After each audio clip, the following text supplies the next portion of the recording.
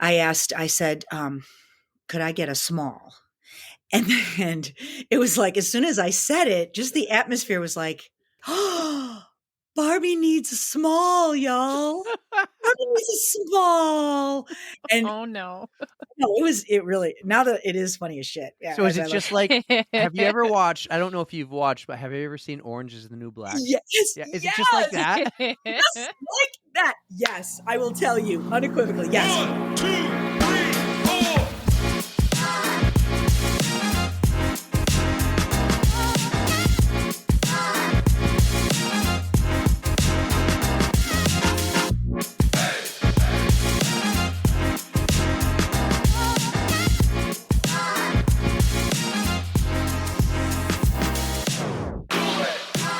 What's up, everybody, and welcome to episode 92 of the On the Run podcast, brought to you by Poland Spring Water, born in Maine from 1845, and I will say that every episode into the Boston Marathon if I have to, because the Poland Spring Marathon team is going to be well represented with some of our friends of the pod. But first, Erica, what's up? How could you bring it to me after teasing that? We got to go right into Team Poland Spring. Let's go right fine, by the into way. it. I You mean, can't just do that. Come on. how cool was that? The Poland Spring team has 4 people from the pod. How many did they 4 get? out of 15. 4 Can out you of believe that? 15. Yeah. Well represented. Amazing. We have Beth Newts. We got Katie Pisani. We got Yep. Mr. 305 No More. And then we have the one who deserves it most over anyone in the whole world. We did that whole entire skit to like pump her tires and to be like, Poland Spring, take our girl. Miss Tara Watt is going to come back for redemption We're so in the pumped. Boston Marathon. I am so jacked up. Poland Springs, you're awesome for doing You made that. the right choice with your whole team. You guys chose very, very well. Yes, you did. I still have the Poland Springs here up in my studio. You can't see because we're not on Riverside right now. Riverside has some bug issues, and it is very late on Monday night because we just got finished recording with a Daytona 500 champion. There's a little teaser for you guys. He was very, very cool to talk to. Yeah, lots of stories going down memory lane. That will drop in a few weeks for Daytona. Erica, how are you? Real quick, let's catch up before we get to an amazing interview with Pam. I am doing just fine, my man. We just came off of an awesome weekend. We spent some time at the Boston Run Show, which I think we're going to have to do an extended outro for this week, but we'll get into it. And we had a lot of fun. Me and you, we got to meet some of the pod fam and just...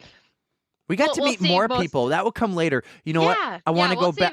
I want to go back to our presenting sponsor, Poland Spring. No, let's go back to them in Tara Watt. Yes. We made that skit. I don't think it had anything to do with her getting in. Oh, I think she definitely was chosen well before that, but I'd like to think that it solidified their decision. You know what I mean? Like, they're like, oh, we picked the right girl. We did the right thing. But that wasn't the best video we saw all week. There was another video we saw. It has yet to be posted on social media, but we got permission to post this video on the podcast, and let's play it right now for you. Hot Mess Express. I just got my official email that I've been chosen by Poland Springs as one of 15 people to get a free bib to Boston. So I'm going back. I am so happy. These are happy tears. Oh God, it's just been such a long year and I get my redemption run. I am so thankful. This is fucking amazing. I am so grateful. I am just so grateful. I can't believe this. I get to do Boston again. Yes. This just gives me all the feels. Tara, I am like ready to cry with you, for you, about you. I'm just so so proud. Those emotions are flowing as they should. You completely deserve this. And oh my God, you did it. You did it. You got a spot. You got a spot. It was so cool. I It's can't wait. official. Mile 19 is going to be lit at the Boston Marathon. So lit. It's going to be lit. We're going to have a cooler full of Poland Spring water for you guys who come by. If the weather's good, we're going to have microphones out there. If the weather sucks, I'm not going to sacrifice our $200 microphones. But we'll have microphones out there if the weather's good. And we're just like everyone from that team, from Jay Duncan and Justine and a girl named Sammy's running. And there's so many other people we know. Lindsay's on Team Honda. Yeah. We got Pam. We've got, oh my God, I need to start making a list. Well, let's get to Pam because this is Pam's episode. Pam came to us from some of our pod fam out in Ohio, and she was a riot. She was so much fun. And I just lost Erica. Oh, Erica. Guys, let me tell you, she's been having some Riverside issues with her phone. She's now on a dinosaur of a computer trying to podcast with me, and we just got to get her a computer. So we're going to figure that out. But hey, perfect timing for me to just jump right into Pam and then see if Erica can jump back on for the outro. Pam is amazing. She was brought to us by some of our amazing friends from Ohio. She's part of the NERC running club. She knows Patrick and Angela and so many others. She was awesome. The funny thing before we actually hit record was she goes, I hope you guys edit because I can talk a lot. And yes, we edit, but we left her story here for you. It's amazing. She's actually going to come back on the pod and tell us more about her running stories. But this story is just amazing. You're going to love it. We do touch on running. So guys, enjoy Pam Rickard on the On the Runs podcast, and we'll see you on the other side. Our next guest on the pod is someone who's running over 100 races, marathons and ultramarathons and other races alike, including a 7-day a 7-day adventure race across China's Gobi Desert, a 100K trek through the Alps. She's a member of the Northeast Running Club, and she went to high school with the famous running author Patrick Leber. We are so excited to have her on the podcast and hear her story about how she battled alcohol addiction and much more. Pam Rickard, welcome to the On the Runs podcast. Thank you for having me. I'm very grateful to be here. I am honored. I hope I got that last name right because we tried 10 times and I still forget. Don't make me do it. Not Will Pers. Rickard. Pam Rickard. Rickard. There we go. We said earlier, like Rickard, and you're like, I kind of like that. It's sexy. Yeah. It does sound sexy. Pamela Rickard. But how are you, Pam? Welcome. Thanks for coming on. This has been, we say this a lot lately to our guests, a long time coming. Yeah, definitely. Especially because I think I had to cancel once. So I had to postpone once. We had to postpone, but we postponed one day. And then you had to cancel from that one day, which wasn't a normal day for us, which was a Tuesday. We typically do this on Mondays. Oh, right. So we got you in Things though. happen though. We understand. Thank you. Yes. Thank you for being flexible. Thank you. It's our pleasure. Yeah, I'm glad that we could finally make this happen. We absolutely love Patrick, and we want to find out the connection between you two. But just hearing that little intro that Eric did, I cannot wait to get into your whole marathon, ultra marathon journeys because I am starting to get into that myself, and it is just super fascinating to me. So I can't wait to hear about all your awesome races that you've done. So welcome, Pam. I'm glad you're here. Me too. Thank you so much. That's very kind. It was really cool how we met Patrick over a year ago. We had him on in 2023, just about a year right now when we're talking to you and when this will drop. So you both are from the same hometown of, if it's pronunciations again, Mentor, even though it looks like Mentor, Ohio. Yes. You always know the people that really aren't from up there that they say Mentor, Guilty. Ohio. Yes. Which is fine. Guilty. It looks like Mentor, but it's Mentor. It's better in Mentor. And we've been schooled, so Patrick has taught us the right way to say it. So now we feel a little bit more comfortable. Maybe we could get away with it, and people wouldn't know that we're not from around those parts. I think it's charming when people, you just can tell, and it's just like, and it's kind of like the Cleveland thing too. I mean, I live in Southwest Virginia now, and I have for 39 years. So I've actually been in Southwest Virginia for much longer than I lived in Northeast Ohio, but it's home. And even my accent, so to speak, is still a Cleveland type of accent. So Northeast Ohio. How often do you make it back up to the Ohio area? All the time. All the time. Is it like the That's gas tank awesome. drive takes Yeah, one it's, gas tank? So, it's between 7 and 8 hours, depending on how far east or west we're going. I'm from the east side of Cleveland. My husband, Tom, is from the west side. And then we met at Ohio University, which is in Southern Ohio, not Ohio State, Ohio University, Bobcats. And so we met there and obviously stayed together. And but it was cool because we didn't know each other before we met at OU. So it was kind of convenient that once we got married, our families are both from Northeast Ohio. So I moved to Virginia. It was just going to be a year or two after I graduated college because I was offered a job, and it was kind of like, whoa, I cannot believe that they're offering me a job. I had never been to Virginia before, or never this side of Virginia. I was offered a job at the Roanoke Times, at the newspaper in Roanoke, Virginia. And I was just going to take it and work a year or two and then go back up to Cleveland or Pittsburgh and work there as a city girl. But, God and we had, there were other plans. There were other plans in the works. So I ended up staying here, and Tom and I were only boyfriend and girlfriend at the time, but we ended up getting engaged. And and so we've had 3 children, and we kept saying, we're coming back up. But we do love it here. I will not, Cleveland and Northeast Ohio will always be home, but I'm very, very fortunate. Tom and I both are, that we have made a point. We've kind of worked our lives around going back up a lot, and people come down here too. But, when his parents were alive, and I still have my mom and dad, who are both remarried, but they live up there. And so we just do it, and it's never a problem. So we just make the trip, and they come down here a lot too. So between OU, plus we're really nerdy, geeky alums. We're the kind that, we go back all the time, especially my husband. He calls OU HPOE, which stands for happiest place on earth. So I know. So the fact that we met there and we're still together and we have these kids and now we have other people. So we're just, we're really dorky, but it's fun. A lot of fun. I don't think that's dorky at all. Thank I you. think that's wonderful.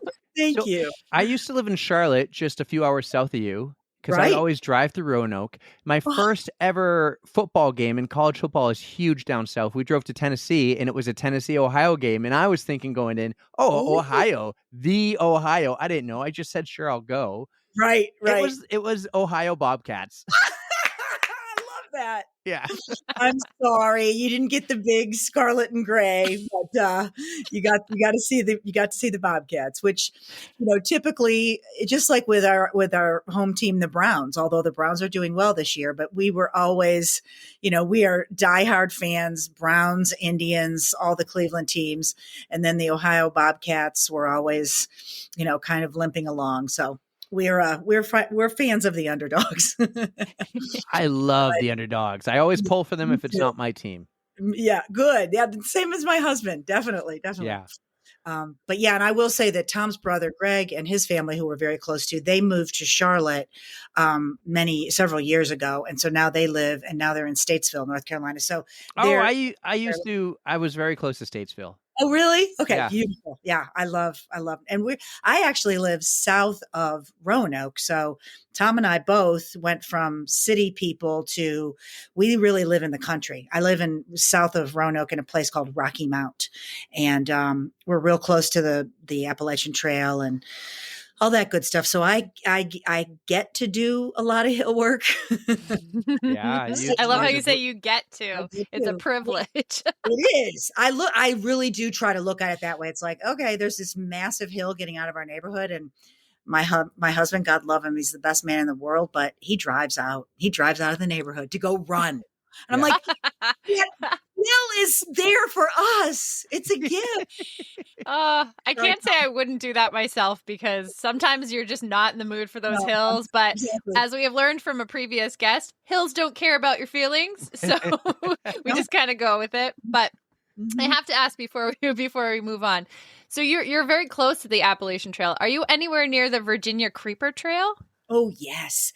And I've run, actually, we don't live real near it. We're about an hour and 45 minutes from it. Oh, yep. I have run it several times because one of the places we love to go for little inexpensive getaways is Damascus, Virginia. And that is where. That makes me happy now. Yeah. That's where I just did my first 100 miler, and it was on the Creeper Trail. I did the Yeti 100. Yeti. Oh, Erica, that's fantastic. Oh, props. Big props to you. I kind of want to go back now that I've kind of gotten over all the PTSD from it. I know. It was absolutely gorgeous and such a wonderful trail to run on. So I want to give it another shot, but still mulling that over. But I'll let you know if I'm in your area. Please do. And yeah, I'm so glad you asked about that one because there's another race in that area that you might want to look into called the Iron Mountain. And it begins and ends in Damascus, and it's a 50 miler, a 30 miler, and a 15 miler, all wrapped in one. So you can kind of decide which one you want to do. It was the first 50 miler I had ever done in preparation for my first 100. Well, I barely finished the thing because I didn't realize. Plus, I was always a road runner, and then I got introduced to trails later in life. I didn't run my first trail race until I was in my late 40s. So anyway, Iron Mountain it's always in the beginning of September, and it begins and ends right in Damascus. You go out and back on the the Creeper Trail and the old part of the Appalachian Trail. Well, that's exciting. I'm definitely going to look that one up. That's good. Okay. I'm sorry. See, this is what I do. This topic, but I guess that is on topic, right? Yeah. Oh, we go off the tracks all the time, and I'm going to continue that right now. Then we'll get to know you. But that 81, I've made that drive at least 20 times, going back and forth home from New Hampshire to Charlotte. I've always said to myself, I'm going to stop in Virginia and go check out the Blue Ridge Mountain Range and go to those caverns and everything. I've never done it, and I need to do it. One day I'll do it. Now that I have kids, when they're a little older, I'll take them. But I've always been like, driving down 81 and it's so boring. And I'm looking to my left, I'm looking east of me, and I'm like, oh, those mountains look amazing. I just want to go drive that road for 400 miles worth. Yes. And that's one of the reasons why we never left. It's sappy, but true. I never get tired of these Blue Ridge Mountains. And Roanoke is like a valley in a bowl of Blue Ridge Mountains. So it is so, so beautiful. Right outside my window, there they are. But then I'll make a plug for another race, and it's a local one that I just love, and it's called the Blue Ridge Marathon. And it's about, I think it's coming into its 11th or 12th year, but it is, they bill it as the world's or the country's toughest marathon because it's really tough. You start I feel like I've heard of this one. You start in downtown Roanoke, and then you run on the Parkway, and it's great. And you run a bunch on the Parkway, and then you're running. It's all road though; it's no trail. And then you run back down into Roanoke, and you're running. We have something called Mill Mountain.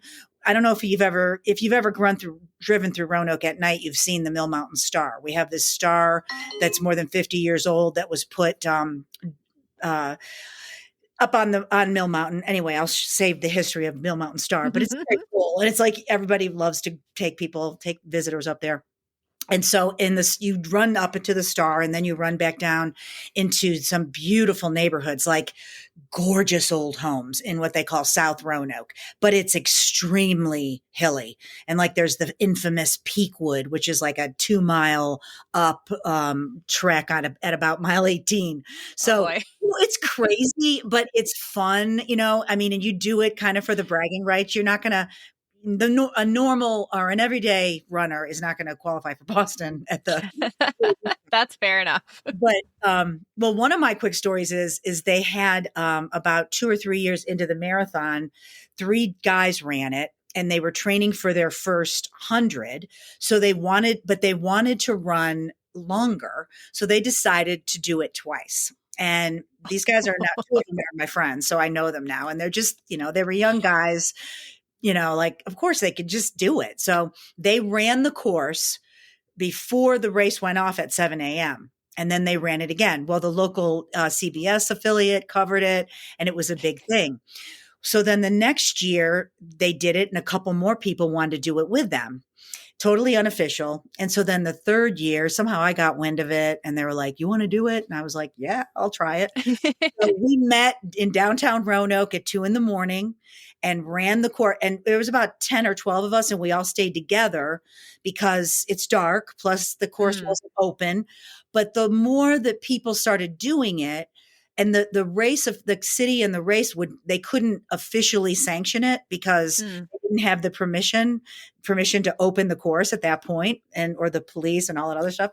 So but the race directors were so cool that they called it the official unofficial double. And like the race director would come out at 2 a.m. at the start, and we would do our thing and all stay together pretty much.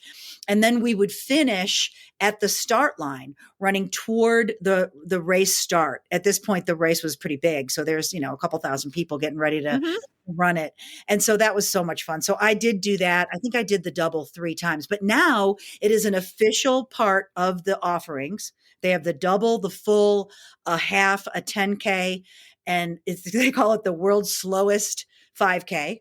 So it's just so much fun. And that's what I love about this sport. I mean, they've had some serious competition on the, in the races, and some very, very excellent talented runners run it. But it's just such a great thing to offer to anybody that wants to really challenge themselves. And, again, like I said, there's a lot of bragging rights in it because it's just ridiculous. I've never run the whole thing. I've always had to walk part of it because just to get my bearings. But yeah. And so, and they had buckles that said, Blue Ridge Marathon ×2 on it. And so that was anyway, I would recommend that though, because it is held in April and it's a beautiful time of year. They have a big festival that goes on, with the actual marathon in this park with an amphitheater and everything. So it's a very family friendly. Oh, that sounds fantastic. I'm not paid to say any of this, but That's type 2 fun at its finest right there. I'm listening. Oh man. Oh. I can't believe you've done it multiple times too. I figure one would probably be enough for me, but then you forget about how much it hurts and how much it stinks. And, and you keep coming back year after year. It's the people, that peer pressure thing we joke about it, but it's not, it's like good peer pressure. It's like, oh, you guys are doing the double again. I mean, I have friends that finally said, cause I didn't do it this past year. I did the single, but they're like, this is the last time we're doing the double. Cause they're in their 60s like me. And I'm not going to sit here and go, oh, I'm old, I can't run now, but I am more careful about how much, you've let us in on some secrets that you have some big goals that you're aiming for. So I understand that you want to kind of maybe not ease your way into it, but be a little, cautious and respect my body. That's the other absolutely. thing. I love, all this, badass stuff and everything, but I find it as I get older, I'm more interested in, respecting the distance, respecting what my body can do, and, celebrate it with taking care of it, getting enough sleep. I used to be one of those idiots that said, and forgive me if you guys say this, but I can sleep when I'm dead. No. Oh, that's not me. You need rest. And I love sleep. Oh my God, sleep is so hard to come by these days with kids. We love it. When we get it, it's gold. Yes, it is. I'm like a solid 8 hours every night for me. Me too. And it makes a difference. I know my husband. It does. Like, we love bedtime so much. It's like it's so time. Yeah, we've talked about what our favorite recovery, our favorite way to recover, and that sleep is number one, my favorite. And then you could add on the boots and the Theragun or whatever, but sleep, you really can't beat it. And I think scientifically again, I'm no expert, but I'm an expert on myself. And I know that's the best thing that I can do for myself. But, we've read enough and we've heard enough lately that it's a repairing time for your body and your brain. So, all right. All right. Well, this is amazing. We're off to a great start. Coming to my TED have Talk. this. You have this amazing story. I've researched about it. Patrick talks about it. Others have talked about it. Everyone says you're just this amazing person with a great story. You've been featured in a book. You've been on other podcasts. You work for the Herren Project now. I hope I'm pronouncing that right. Herren Project. Yes. Let's start from the beginning. Who is Pam? Let's go from childhood. Who were you as a child? Where you grew up? What did you do for sports? This And is let's not just a go good into high school with Patrick and college with Tom. And idea. let's get the Pam story from beginning to end. Oh, We got gosh. Don't tune out. All the people that know me do not tune out right now because everyone's like, "Oh, forget it. No, I don't have to." We know her, and no, that is true, but we they don't know edit. you. No, I mean anybody that knows me that's listening to this will think, "Oh no, they just asked her like the worst thing. She's just going to go on and on." Well, here's what you have to do. You have to be like, okay, so when we had Patrick on, he told us some stories that no one knew. So let's just leave everyone hanging, and maybe Pam will tell you guys some stories that no one knows, not even Tom. Oh, actually, because of my life story, everyone knows everything, and I'm an open book now. So that might be a little boring, but I did have some fascinating stories back in the day that actually eventually led me down some inappropriate roads. But the good news is that I lived to tell about it, and thanks to grace and forgiveness and lots of lots of work, I'm in the best place I've ever been in my life right now. So I cannot be more grateful. So I'll start there. But just to condense it, I will share that, unfortunately, even though I don't think anything was a mistake, I didn't know Patrick very well in high school. And I'll be honest and say that it mainly because he and Kathy both were really great people. I mean, they were just younger versions of who they are now. How much is he paying you? It's a great thing. That's Just just kidding. how it should be. But and I don't know, any of his dirty laundry during the years I didn't connect with I him. doubt he has any. I doubt it. It's annoying. I know he's so kind. It's annoying. It is annoying. He's like my husband. They're like, my husband, and we have 3 adult kids, and we always tease him that he's the only one that's like totally mentally healthy. But thank God someone is. So we all keep it interesting. But no, I was very Patrick and Kathy, again, like they said, they were really adorable because they met in high school and, obviously found the loves of their lives there, which I think is awesome. Actually, our oldest daughter, Abby, who's married to David, who are the parents of Liam the Great, they met in high school. So that can be a very sweet thing, especially as you grow older. I mean, that's kind of how Tom and I look at it. I cannot believe that we've been together 40 years. It's just, and it's not that, there's so many typical things people say. Where does the time go? I know where the time goes. One day you're living it one day at a time. But I just think it is so cool as I get older to keep collecting these years and these memories. And, like when Tom and I go back to OU and, it's just so cool to me that we met here, and now we have kids and grandkids. I don't know. I just think that as long as you can have a great relationship, that's the most important part. But the time that the time that you build is just can be really rich. Especially, I'll just speak for us, but especially when it's built on, going to hell and back a couple of times. And I wouldn't wish it on anybody, but if you can stay strong and get through things together, it can. I'm not preaching because I don't know anybody's story but my own, right? I'm not an expert on anybody's story but my own. But when you have to heal, in order to heal in any type of healthy way, you have to do some work, and inevitably that's going to be a good thing. That's why and I'm jumping ahead about recovery, but I am in recovery from alcohol addiction now for 17 and a half years sober. And, I regret the pain I caused. I regret the time I lost, but I am so grateful to be an alcoholic in recovery because that's when at 43 years old, I finally started to really do some work inside, and everything looked okay on the outside, but it really wasn't on the inside. Anyway, back to high school, that's kind of where I was too. And I didn't know there was anything wrong, but I was very, my parents were divorced and I was the oldest, and it really hit me hard. And for many years I was, I didn't do well with it. So, Mhm. and that was back in, the 60s and 70s, and they weren't taking kids to counseling and stuff like that. Right. So I experienced that type of trauma, and I was like one of the kids that like tried to get their parents back together. And you know how it looks kind of cute in the movies, and in real life though, it wasn't cute. It was like not a good thing. But and I really didn't even realize at the time that I was maybe developing some bad coping habits. Mm. But I did well in school and I was popular, so to speak, especially in high school.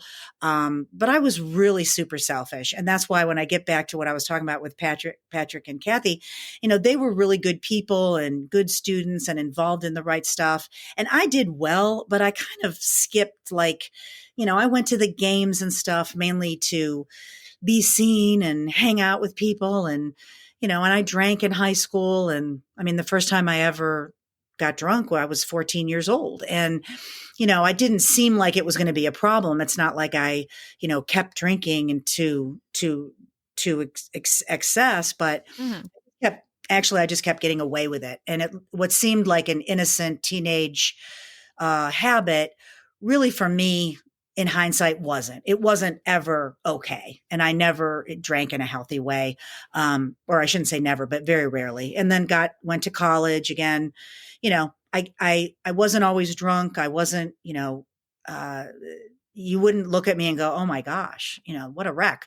I appeared to be extremely healthy, popular, happy. I worked hard. I worked at OU. Tom and I both met because we were both journalism students, and we worked for the student paper at the time, which back in the days of luxury, when there was money for newspapers, there was a 6 day a week student newspaper 6. called the Post. Yeah. And we, and the offices and all we had the big computers in there and everything.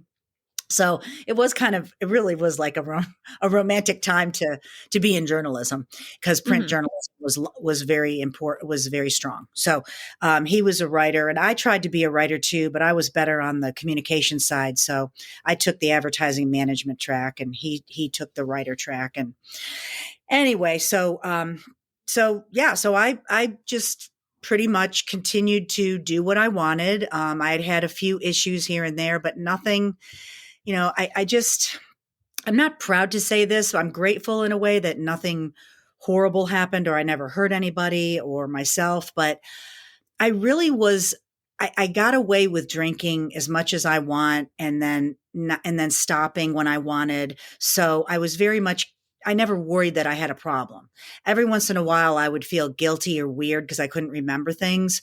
But once Mhm. Tom and I got married, and then especially when I got pregnant and, I never ran. I mean, I never drank when I was pregnant or breastfeeding, and I never drank to any type of excess, if at all, when I was training for a marathon.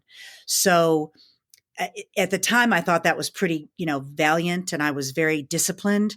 But if Mhm. anything, I think knowing my personality, it was more just grit and determination. And I wasn't going to mess that up. I'm thankful that I did have that ability anyway. So I probably wasn't physically addicted to alcohol at the time, but I definitely can look back now and know that I was drinking alcoholically. Um, Mhm. so, and just to go back real quick, my running, I never ran in high school. I would never, very much a big haired, late 70, early 80, the makeup, the hair, the whole bit. I would not have done any sport where I would have. I mean, I You went. can't ruin your look, No, Pam. I went skiing a couple times and it was like, I had to have it all together, right? Mhm. And go to sports and not even watch the game, but that was about the extent of sports. Plus, as I was growing up, because again, it was in the 60s, it was before and during Title IX. So, I didn't have, not that I didn't have opportunity. I don't want to say, I I never really was offered opportunities other than my father, who still to this day is someone who at the time I didn't appreciate it, but he was always introducing individual sports like skiing and ice skating, bowling. His big thing was, how could you not learn to bowl? If you're going to ever go on date, you have to know how to bowl. I'll never forget when he told me. Again, 70s. But my dad and my brother are very good individual sporting guys, and I just wasn't. And I wasn't good at it. I was very poor at those types of sports, which is one of the reasons why when I first started running, just on a whim, actually, when we were at OU, and I'll tell you that in a minute. But I think one of the reasons why I liked it, and I'm second guessing going back in time, is because I could do it. I mean, it was something that it didn't take a whole lot of coordination. It didn't take a whole lot of skill. You just had to put one foot in front of the other. And so I felt pretty good about it because I could do it. And then one of the first races I ever ran in, which was the East Green Run at Ohio University, I ended up winning. And I won first place. I won a dinner at Casa Nueva, which is the big Mexican restaurant that's still at OU.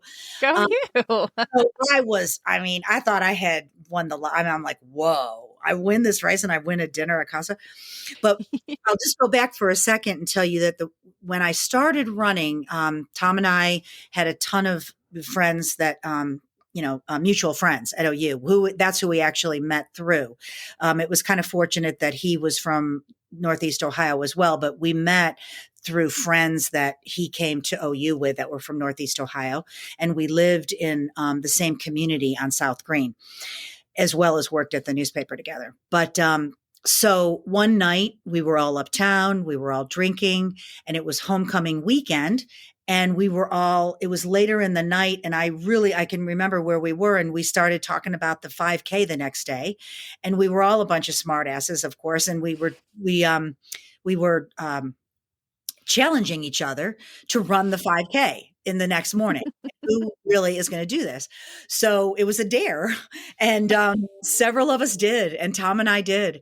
And I remember it was along the bike path that I now run on happily, and whenever I'm there. But I got sick, like on the bike path in mile 2. Oh no! I mean, I was not pretty, but I love it now. And of course, because I can look back on it and say that really was my first introduction to running. And that somehow started it, because I don't remember. I'd love to have a great story to say from that day. I was so sick, I decided, hey, I want to try to do better, but I don't, knowing me, I probably didn't have that, great epiphany, but something spurred me on to try a couple runs on my own. And I would go out by myself, which of course was not even safe, but I would go out by myself after dark and run on the bike path. If you know OU, anybody listening, that bike path is great. And it's lit now. I don't even know if it was lit back then, but I would wear the old sweatshirt and sweatpants back in the day when they had the elastic around the ankles. But I've been told by one of my daughters that is back in now. So anyway, the cycle has repeated. You hold on to it all those years? Yes, I've got my husband had a pair of yellow ones that he literally would not let go of, but I got to wear them to the New York City Marathon a couple of years ago and leave them on Staten Island. So because I wore them to stay warm. Anyway, so that's how we started running. And then again, like a year later, or maybe it was even as early as that next spring, because that next spring was the East Green 5K, and I ran it, and it was a small 5K. It wasn't anything huge, but I ended up winning it. And so I was pretty excited. And so I did start to go, well, I can run. And so it was a thing for me to do that I could succeed a little bit at. But I smoked. I still smoked as I ran. I drank. I started losing weight because I was, my metabolism was being revved up, which really wasn't healthy. I mean, I really was not I wasn't a healthy runner, but I didn't consider myself. I considered myself like the next big thing, because here I am, I'm running. I'm not just jogging, I'm running. And this was in the early 80s. So anyway, but then I'm very grateful that I never gave it up. I never really looked back. I've had many ups and downs, and there were years before I got sober that I was not running in any way healthy, but I would still drag myself out there, even if I was very hungover, because that's kind of how I managed my alcoholism. Was I seemed to be very high functioning. I was working a great job. I was the mom of 2 and then 3 kids. So again, I don't, again, I'd said I'm probably going to go on and on, but I love it. Well, thank you so much. You're doing the assignment, spare and no details. So let me pause you. Yes. I don't want to get too far ahead of Tom here. You were Okay. both in journalism. You both worked for the paper. Yeah. You both ran in that 5K. When did you two start dating? When does that love story begin during this whole Pam story?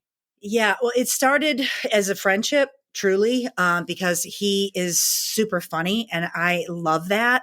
Plus he's adorable and all those good things. But he was, so hot and so tall and smart, and he could write. Seriously. I mean, a guy that can write and be funny. Did he write you poetry? He wrote, letters. We wrote, yeah. Pen pals. My room over Tom here. is a catch. You say Right? Did you save all the letters? Oh yeah. Yes. They're all I in would.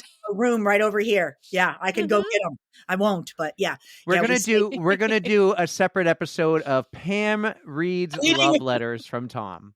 Well, honestly, there's a lot of drama there. And I will say we are not proud of this, but Tom had a girlfriend back in Parma Heights that he was not engaged to, but that Tom was was his a girlfriend. dog.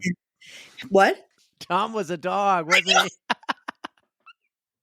I know my kids give him a lot of grief to this day. You're a homewrecker, Pam. No!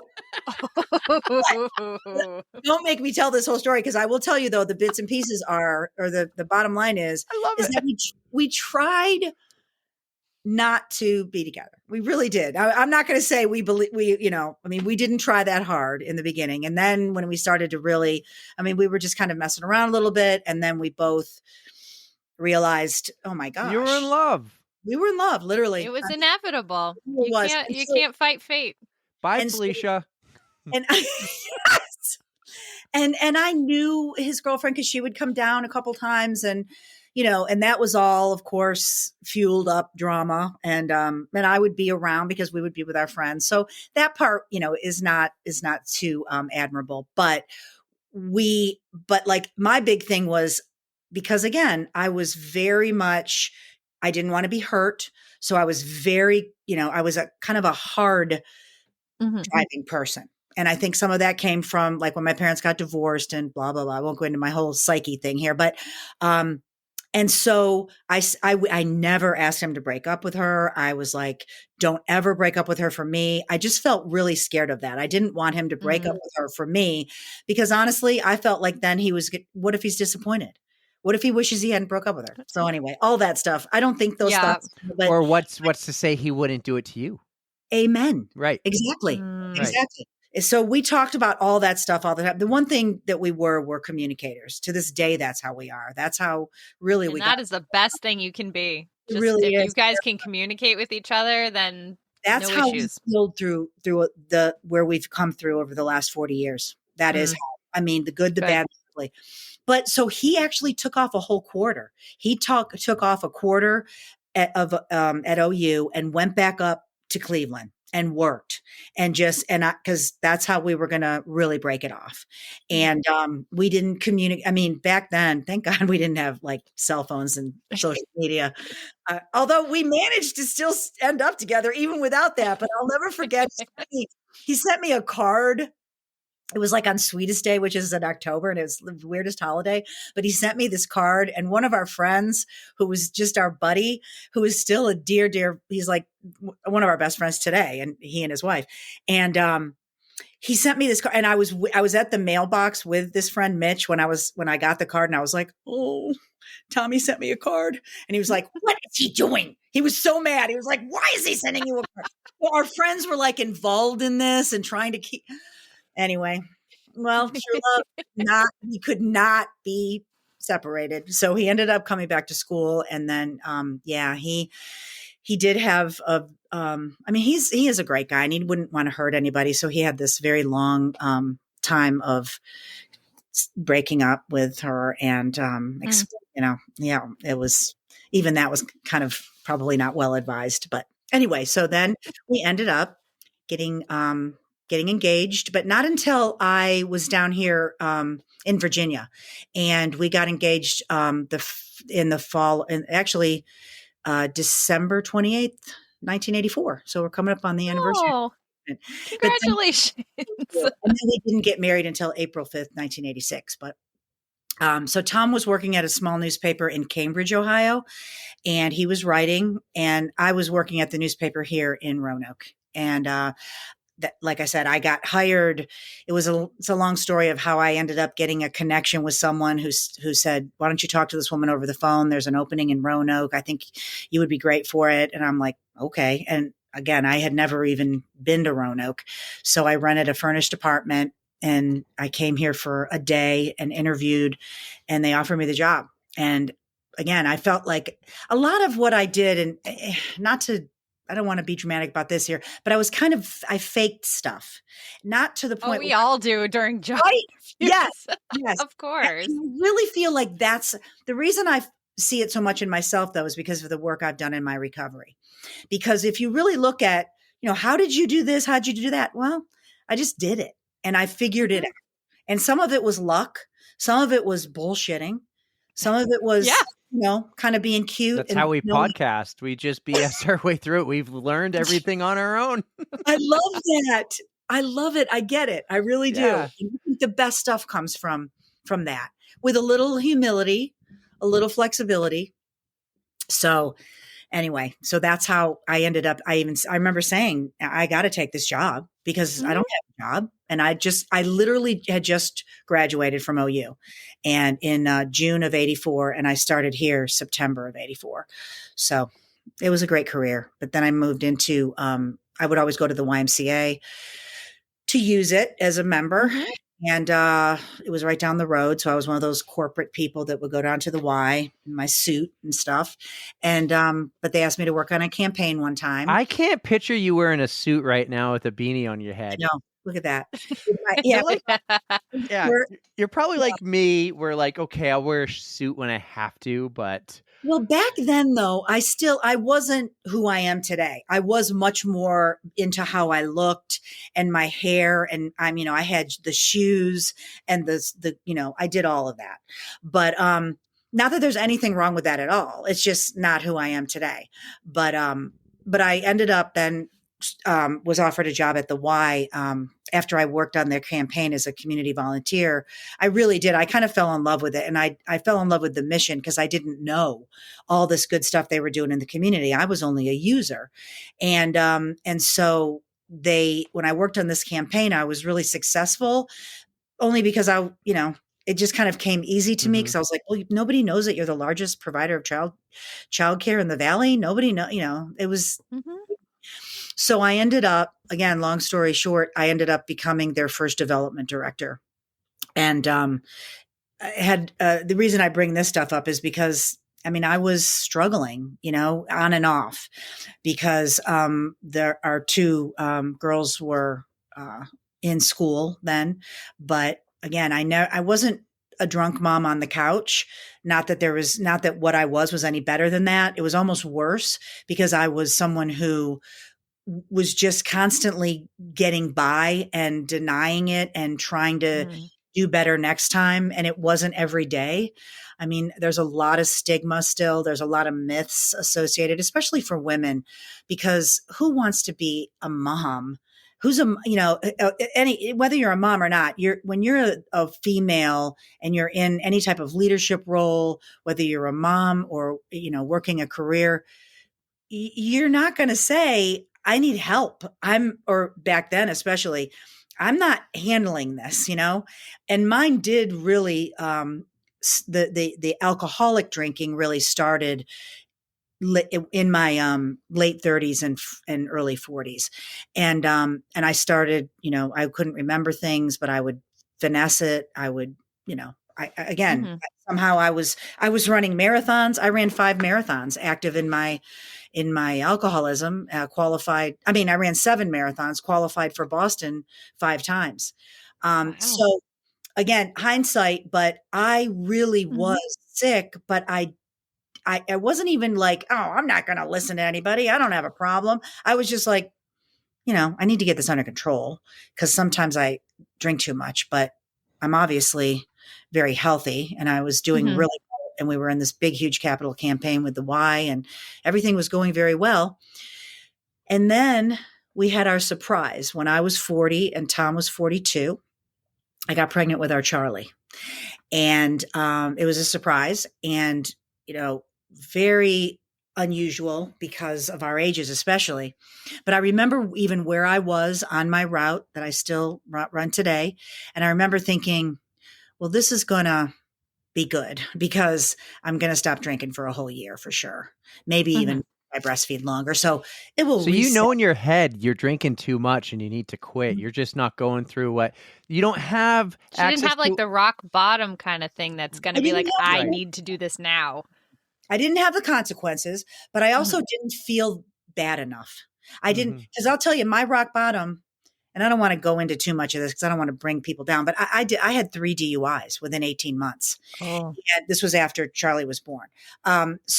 But my rock bottom, guys, was I could not stand myself. And it wasn't like I hate myself or I'm so yucky or I wish I was better. It was, I can't stand this. I Mhm. felt so scared and so empty.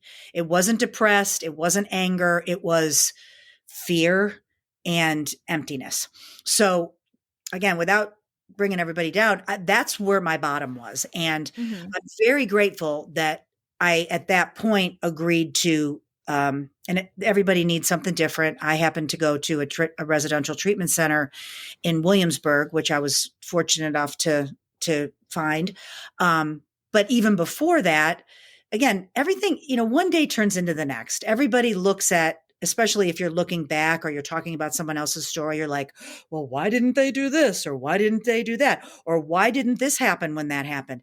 Well, it's because we're living one moment at a time. And Mhm. so with me, I went to AA, I went to outpatient and graduated with a medallion and was even asked to help someone else because I was doing so well. But it was the pleaser in me that was doing well. And I Mm. hadn't stopped drinking. I had got it under control again. And I was like, okay, I'll do this. This is good. And I thought it was kind of fun actually. But I was clueless. I really was clueless. And the disease part was really taking over because I do believe that it is a disease with a choice component, and it also has hereditary components to it as well. And I have Mhm. my family, um, so yeah. So when I finally went to Williamsburg, April 17th, 2006, I don't know. There wasn't any magic that happened there, but it got me to a place where that's all I focused on for 33 days, and thank God that I haven't had any mind altering thing to eat or drink or anything since that day. And I'm pretty, I'm not a prohibitionist. My husband loves good beer. We have Mhm. wine. Thank God that I'm okay with that. It doesn't bother me. But I'm real like I wouldn't even cough syrup and stuff. I don't mess with it. I really respect the disease component. And if I ever have to have pain medication or whatever, I'll have to cross that road when I get there. But Mhm. all my doctors and everybody knows, dentist, everybody. I'm very transparent about it, which is something that I'm now as a person in recovery. Still an imperfect, evolving mess, but Hmm. I'm I'm I've got humility. I love being honest. I really get a kick out of it now. And I wasn't a big liar, but I just kind of, I was like figured stuff out. Yeah.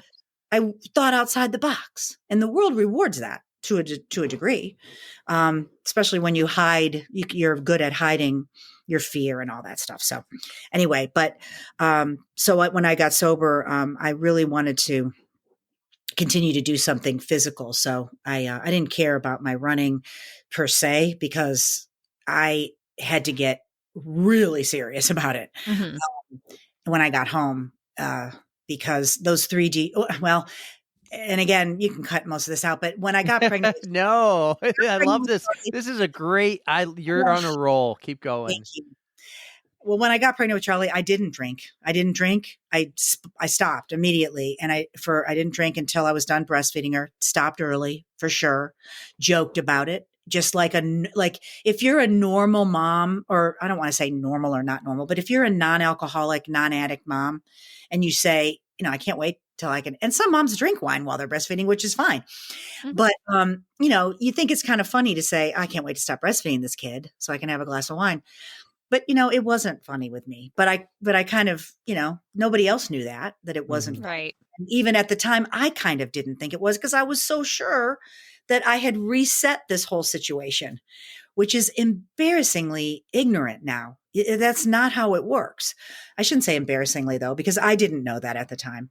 And that's why I'm grateful for the fact that I believe that judgment and stigma is being broken, but it needs to be broken even more because there's so much misconception. And believe me, I mean, people who are unwilling to get help, it's heartbreaking because you can't do it for them. But if you're willing to get help and you still have a big mess in front of you, that's okay. You can heal. So but as soon as I stopped breastfeeding Charlie, as they say, in recovery circles, you don't start over. You get off at the floor, you get right back on the floor that you got off. And Mhm. so I slid down a very slippery slope very fast. And that's when that's where I experienced 3 DUIs within 18 months. And they were all, I wasn't a bar person. I was, I would just always find ways to drink more. Like if people were at a game or something, or if we were I would always have to have more. And I didn't even see the lunacy of that, I don't want to say lunacy. That's actually disrespectful. I didn't see the sickness of that. I Mhm. just was like, well, I'll do this, or yeah, I'm hiding wine in my house, but that's because Tom is too worried about it. And, I'd buy a box of wine and put it downstairs and then refill a bottle that was in my refrigerator. To That's make pretty, it look like you didn't drink. yeah. There were lots of It's creative, smart, but very Mhm. creative. Oh yeah. Yeah. Got lots of stories there. I won't share here, but, the next and one. huh? The next one. Next yeah, well, and that's actually one of the reasons why I don't wish the disease of addiction on anyone, whether it's alcohol, opiates, any type of disease of addiction. But I love people in recovery, and I've been in recovery long enough to feel like I've got some chops here. They tend to be really fun, great people because they are creative and they are, kind of have gone to hell and back kind of people. Mhm. So for the most part, if we're working a program, whatever that is, whether it's an AA program or any type of, I hated that term before because it annoyed the crap out of me. I don't want to work a program the rest of my life. If I have to stop drinking, okay, we can talk about that, but I'm not going to be saddled with some kind of a weird program my whole life. But Mhm. now I know that it's not even a program. It's kind of my values and beliefs and ways of living now, which for me, the 12 steps did guide me to that. But I am a big believer in there's many, many paths to recovery, which I love. And especially nowadays, there's many more, they're much more available than they were even 17 years ago. But yeah, so I love the creativity. I love the humility. There's a lot of humor. I mean, you can imagine, there's a lot of stories that you don't want to make fun of or Mhm. fantasize, we call them, but there's so much fucking ridiculous stuff. And when you can live through the stuff and Mm-hmm. share and laugh, I mean, it's healing too. I will share one quick story. I'll share. Oh, this is a big part of my story, and it's in the book, A Race Like No Other. Big props to Liz Robbins, who's the author of that book. She's a dear friend of mine to this day. Is She that was book your whole story, or are you just featured in that book? No, well, it's my whole story up until 2007. So it's That's the what whole book. So the whole book is about you. No, the whole book, our story is woven throughout it. Okay. The book is written about the experience of the 2007 New York City marathon, soup to nuts, the elites, the history of the race, the city. So good. And she's an incredible writer. She was a New York Times sports writer who was commissioned by HarperCollins to write this book. And so it's 26.2 chapters. Our story is woven throughout. She chose 3 regular everyday runners that were running that race and wove our stories throughout. How cool is that? Yeah. So, but chapter 14 is called Barbie Goes to Jail because that's part of my story where, because I did have 3 DUIs within 6 months, I had consequences. So I went to court in September of 2006. I was 5 months sober. And when we went to court, I pled guilty and I had my lawyer and I had 3 character witnesses, my 2 bosses from the YMCA and another upstanding community guy who was board that I served on. And we were going to ask the judge for weekends if I had to serve any time. Because in Virginia, especially nowadays, but even back then, 3 is egregious. I mean, that's felony. It's habitual offender. Especially 3 within 18 months is horrible, as it should be. I mean, thank God I never hurt anyone because anyway, so my lawyer was going to plead. She did plead out or whatever they called it, that the Commonwealth, it's called the Commonwealth of Virginia. So the Commonwealth was going to accept 3 DUIs within 5 years, which was if I pled guilty. And I remember I was so ignorant, but I was also just like pretty raw, new in my recovery. And I was like, no, I don't want to plead because it's not true. It wasn't 3 and 5 years. It was 3 and 18 months. And I just felt scared almost that I didn't want to mess around and say it was 3 and 5 years because it wasn't. But she convinced me. She's like, Pam, they know that. And they're agreeing. This is how pleas work. So Tom and I agreed to take it. And the Judge Alexander, that day, he said, Miss Rickard, we're proud of your progress. I had all my meeting lists and all the things to prove that I was working on my recovery. And our kids, three kids at home. And he said, I'm happy with your progress. He said, but you still need to go away. He said, I'm not okay with weekends. And even the Commonwealth's attorney said, sir, Your Honor, we're okay with weekends. And I'll never forget it. I mean, and we were in the big courtroom, and the circuit court, and they said, you're going. And he said, I will allow you to go home with your husband. They weren't going to, he said, I won't make you go right now. You'll go to because I had to go to Roanoke, even though I live in Franklin County, Virginia. They didn't house females here. So I had to go to Roanoke City, the city I moved to. The jail is across the street from the Roanoke Times, the newspaper. Oh, yeah, it was surreal. All of that. Again, I don't love that my kids had their mom in jail and my husband had to deal with that, but I'm so grateful that that's part of my story today because I understand things that I would never have learned. I've never learned any other way. So I went, came home, we talked to the kids and everything. And then Tom drove me there. And, the beginning of the book of A Race Like No Other, if you ever see it, get a copy of it, the way she opens the book talks about how similar, when I finally did run the New York City Marathon, how similar the beginning of that day was to what happened in the jail, because it was so interesting. My husband was walking me through the second set of doors and he was stopped by the sheriff's deputy who said, buddy, you don't go any further. This is where you say goodbye. Almost the exact same thing happened when we were walking to the buses on Fifth Avenue, and we're both like, we don't know what we're doing. This was my first time. Was our first time in New York City. He's walking me to the buses, and And the guy said, buddy, this is as far as you go. And we both were like, whoa. I mean, we both got it right then. Cause he said, do you have a bib number? And he's like, no, I was just walking her. And he goes, this is as far as you go without a bib number. So that's how Liz opens the book, which is not because it's about us, but because it really was a cool thing that she had done that.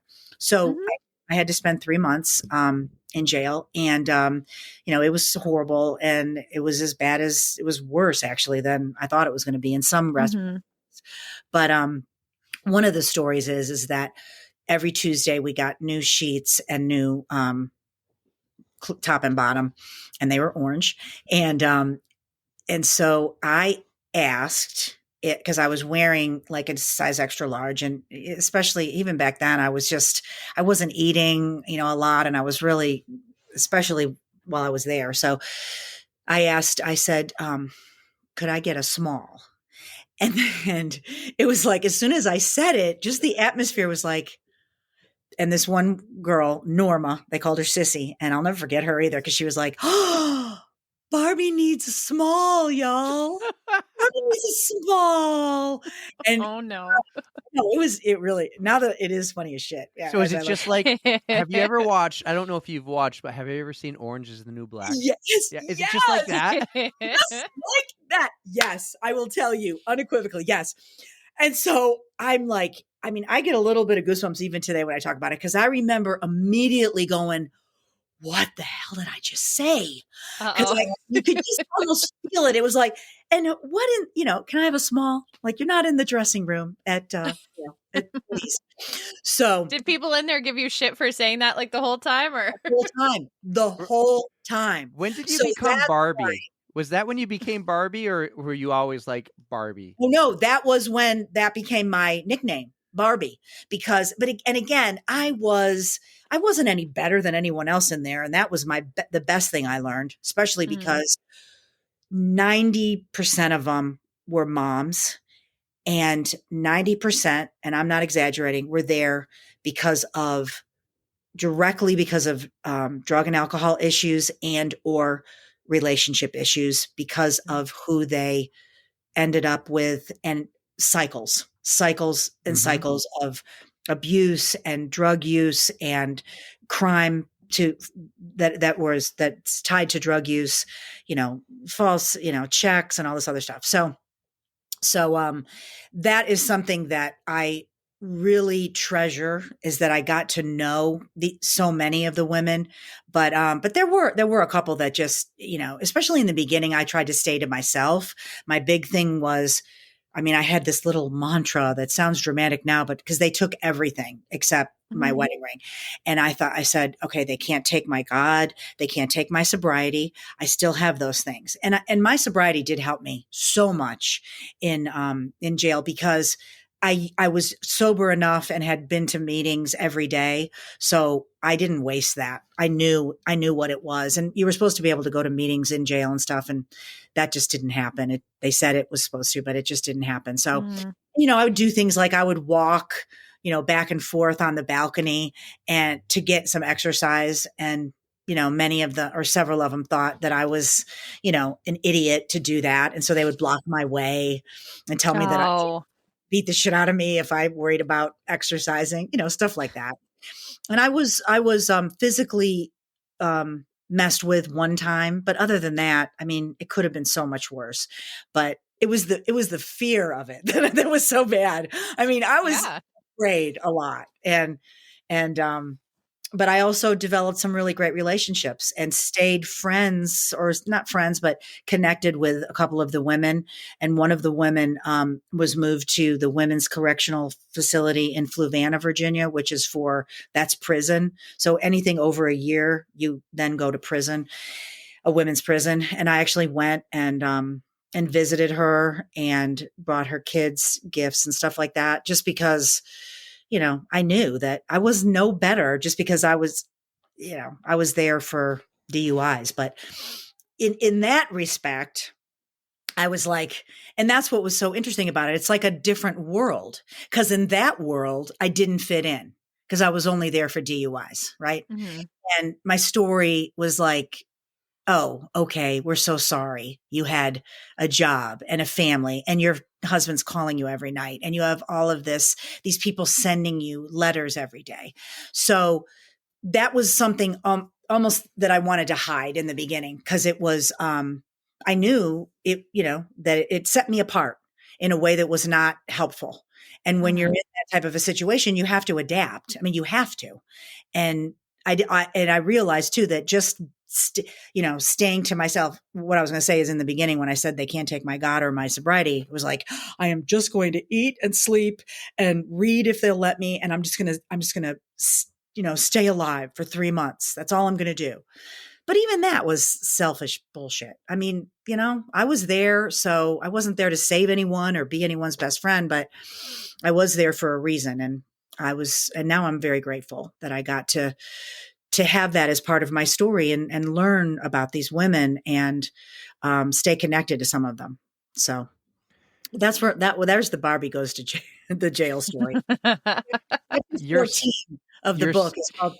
Oh wait, no. The end of this story where the humor comes in, okay, is how it helped heal our family too. Even to this day, we use humor a lot, and especially because our kids are adults now. Wait, you guys, wait. I mean, Erica, do you have any kids? I don't have any kids now. If you ever just did, cats.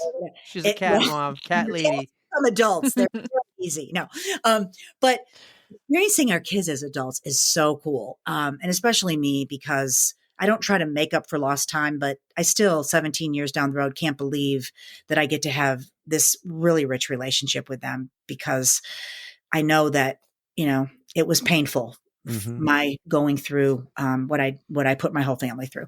So my daughter, though, the first Christmas that I was home, she, of course, did you miss Christmas? well, I did. Because I was there October, November, and December. And I got out. I got out December 31st, 2006 at 6 p.m. It was New Year's Eve. Oh, wow. It was. And it was kind of, that was pretty cool actually though. And my kid, nobody visited me. I just didn't want them to go there. And our youngest was 3 at the time. Charlie was 3.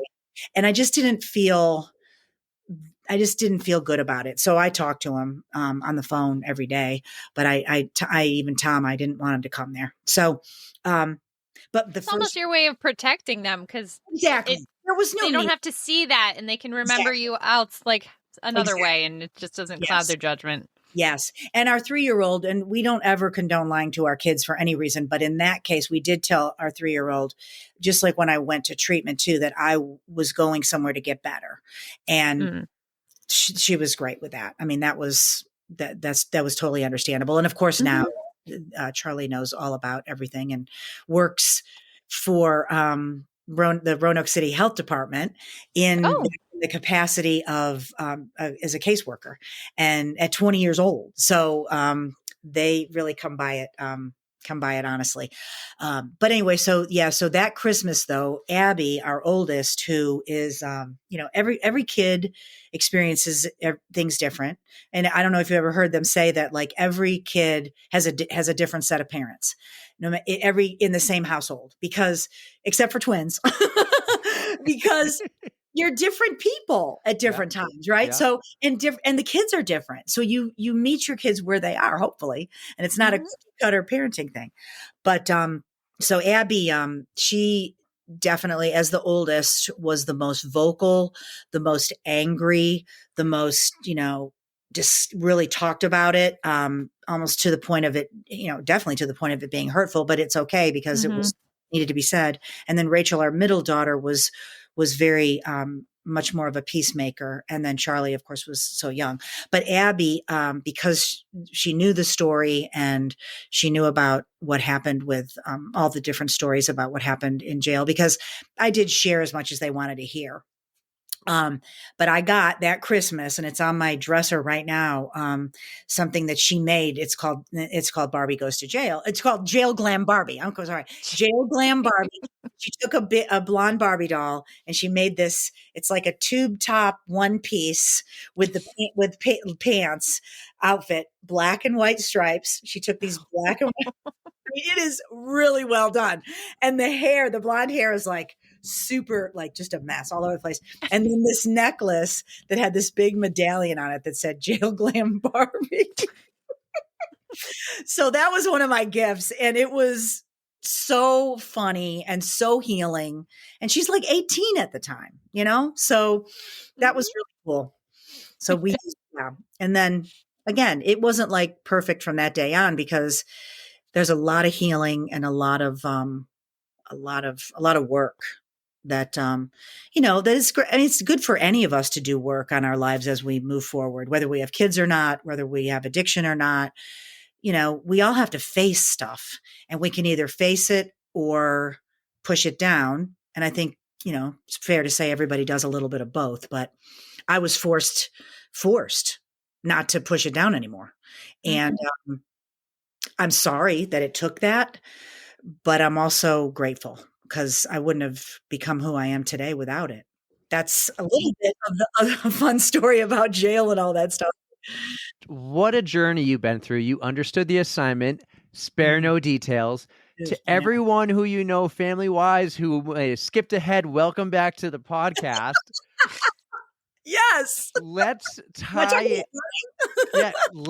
in running with your recovery, and let's talk about some of your races. You've done over 100 different marathons and ultra marathons. I think you told me you're at 74 marathons right now. So that means you've done over 25 ultras. You're crazy, Erica.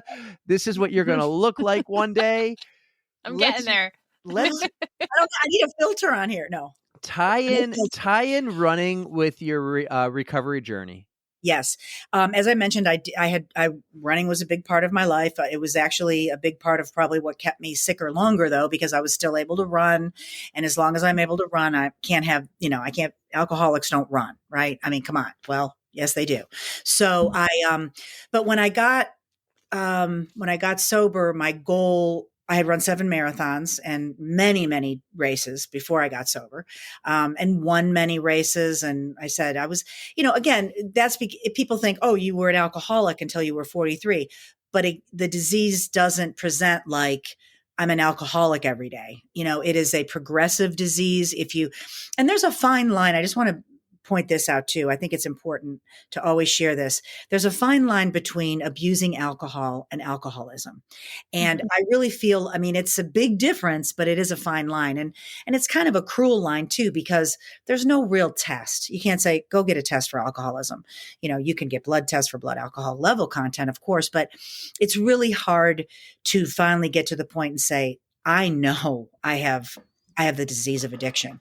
And most times when we get to that point, it's a lot of damage has been done externally, internally, physically, emotionally, mentally. But so when I got sober, when I started feeling better too, I wanted to stay active. And I remember when I was home after treatment and I ran 3 miles. That was the longest I ran. And I was in tears. Tom's a teacher. And I remember calling him at school and asking Miss Kathy, who was the secretary at the time, if I could get him out of class. He's a media specialist librarian. So he has classes all day long. And I asked if he might be free, and he came to the phone, and I was sobbing. And I'm not even a crier, but I said, I ran 3 miles, Tom, and I'm just so grateful. I don't ever care about ever running any more than that, but I can't believe I got to run 3 miles. And I was one of those people, I still am, that I was unbelievably grateful. I could not believe it, guys, that I really had gone 33 days and now I'm home and I'm not, pardon my language, but fucking around with it. I'm not trying to, I'm just going to have it, because what I did in my life, I'll just do this and this, and it'll either be better or I'll get away with it. But I didn't. And I was very, very serious. I wasn't driving. I had my license revoked for permanently. So but I still went to a meeting every day. Till And today? no, I have it back. And Right. the other end of the story I'll share is that just 2 months ago, and I've been sober 17 and a half years, I had a simple pardon from the governor. So I'm no longer a felon. And while that did not go against my job, Congratulations. thank you. It just was something, and I got my voting rights back in 2016, just in time to vote in the 2016 race. We won't go down that road. That governor must have wanted your vote. Well, this is Governor Youngkin in Virginia, who is very, very much a Republican. And I'm not sure that he got my vote, but it wasn't just for him, though. For me, it was a process that I had started 7 years ago because I wanted to, it was when Charlie was still in high school, and they asked me if I would assistant coach for the cross country team. And I was thrilled. I was working for Herren at the time, full time. I was thrilled to do it though. And I even did the little tests and all that stuff. You couldn't because you're a felon. Exactly. And they even said, oh my gosh, we can't believe that. What do we do? So and I didn't share this part of the story, but I ended up becoming friends with Judge Alexander after I was several years in sobriety, because he really is, he's retired now, but he was a very feared judge because he was very tough, but he was also very fair. And he hated housing people who needed treatment in jail. So when I got sober, and my first job was, I ended up working for the Farley Center where I got sober. And that's a different story I won't go into, but that was my first main job after getting sober. 3 years, I was 3 years sober. And I worked for them remotely, because they're in Williamsburg on the other side of the state. He called me a couple of times and asked me to help place people, because I was in the industry then, and I knew I was getting an education, a non-official education in addiction, because I wasn't a clinician. I worked as an alumni director and a marketing person for Farley. So, but I got to go to all of these seminars and conferences and addiction medicine and all this stuff. So it was a tremendous opportunity. Anyway, so I remember I called Judge Alexander, or I texted Judge Alexander, and I said, I don't want to rely on you, but I had just seen him at the Y that morning. And so I said, hey, I just wanted to let you know, because I had told him at the Y, that's how it happened. I had told him at the Y that I was going to meet with the AD over at the high school, and I was going to assist the coach. Anyway, I texted him and I said, I can't take this job because of my felony. And he's like, oh my gosh, that's ridiculous. We got to get that taken care of for you. And he's like, I know this senator. Anyway, he tried to intervene for me and connected me with a senator, and that went well. And I went back and forth with them a little bit. But the best thing that it did is the senator taught me how to apply for a simple pardon, because I really didn't want any special treatment. I wasn't even worrying about it. I really just wanted my voting rights back. I didn't care about owning a gun. I didn't care about even having that on my record as much as I wanted to vote. But as I get older, and I learned that there was a process for it. I wasn't going to pound my fist and go, I don't want to be a felon, because shut up. I mean, I'm privileged. I have a job. It's not stopping me from living a full life. So I didn't want to take up resources that others needed to take advantage of the same process.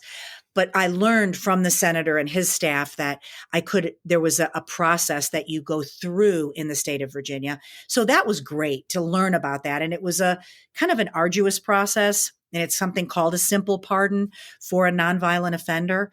And it took 7 years. And so and it was two administrations that I went through.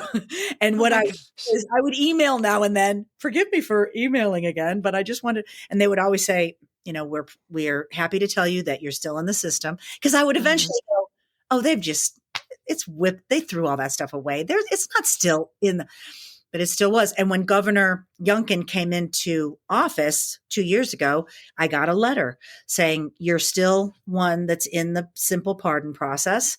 No decision has been made. We will let you know when it is. And all of a sudden I got a call or I got an email, and then I had to go through interviews. So, which was fun because they were like, okay, what do you do now? Why should you be pardoned? And, Plead your case, right? yeah. And it was humbling, and I was very grateful. I was very grateful for that whole process. I was probably like a little almost too eager. They were very kind and kind of laughed a couple times. Well, you had been waiting for so long.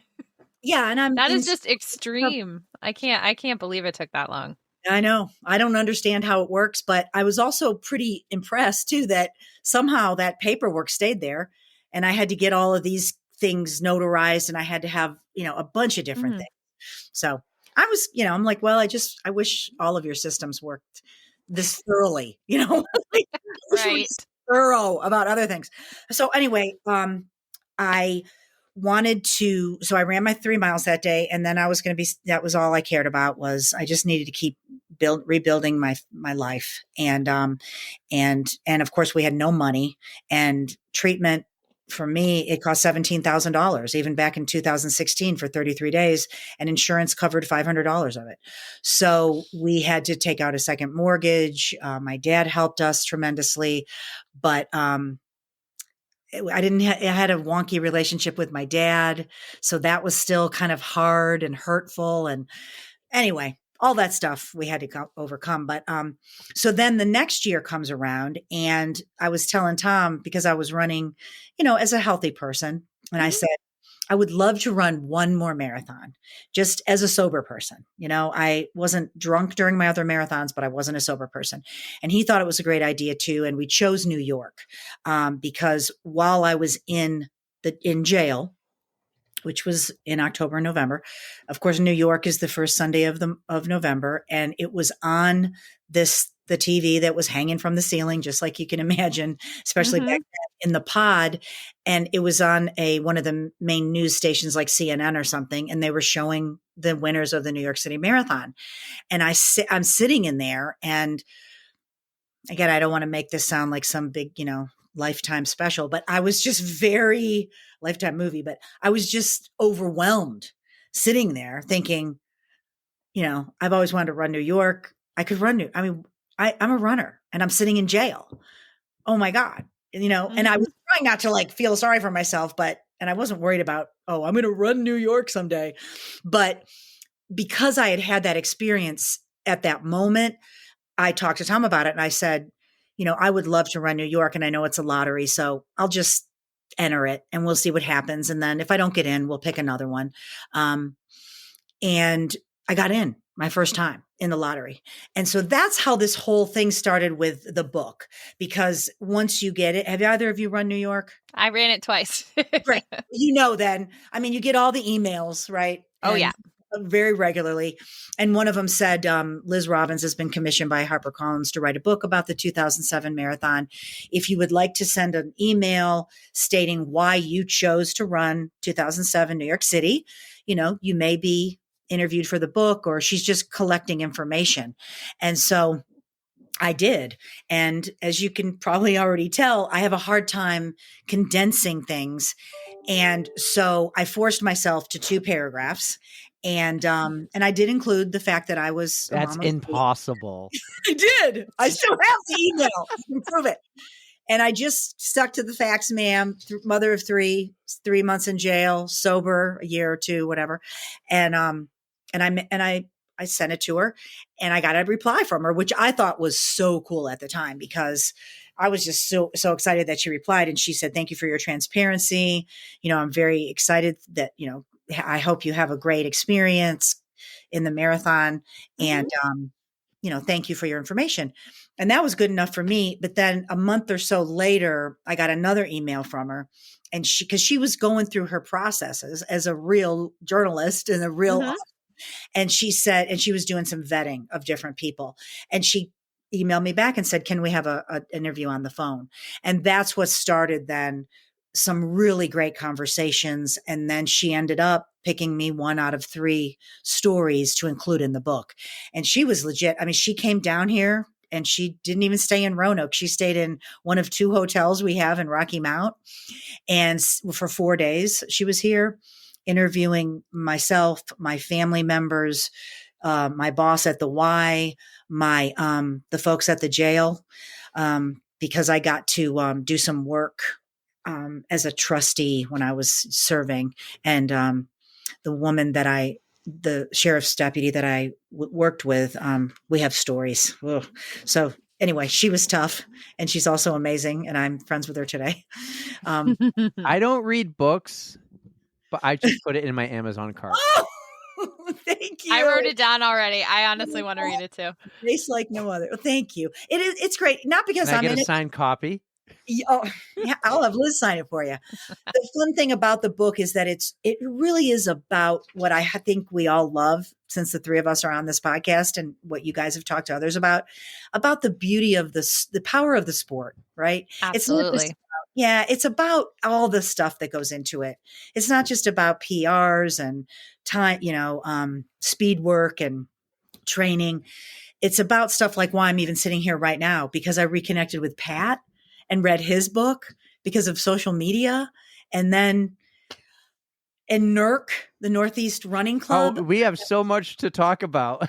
No, I can't keep going here. I'm not keeping you guys much longer, but I, like I said, I do go up to Cleveland a lot. Tom and I go back up there. I go up more probably because my parents are still living, and my sister's up there, and her kids who are now grown.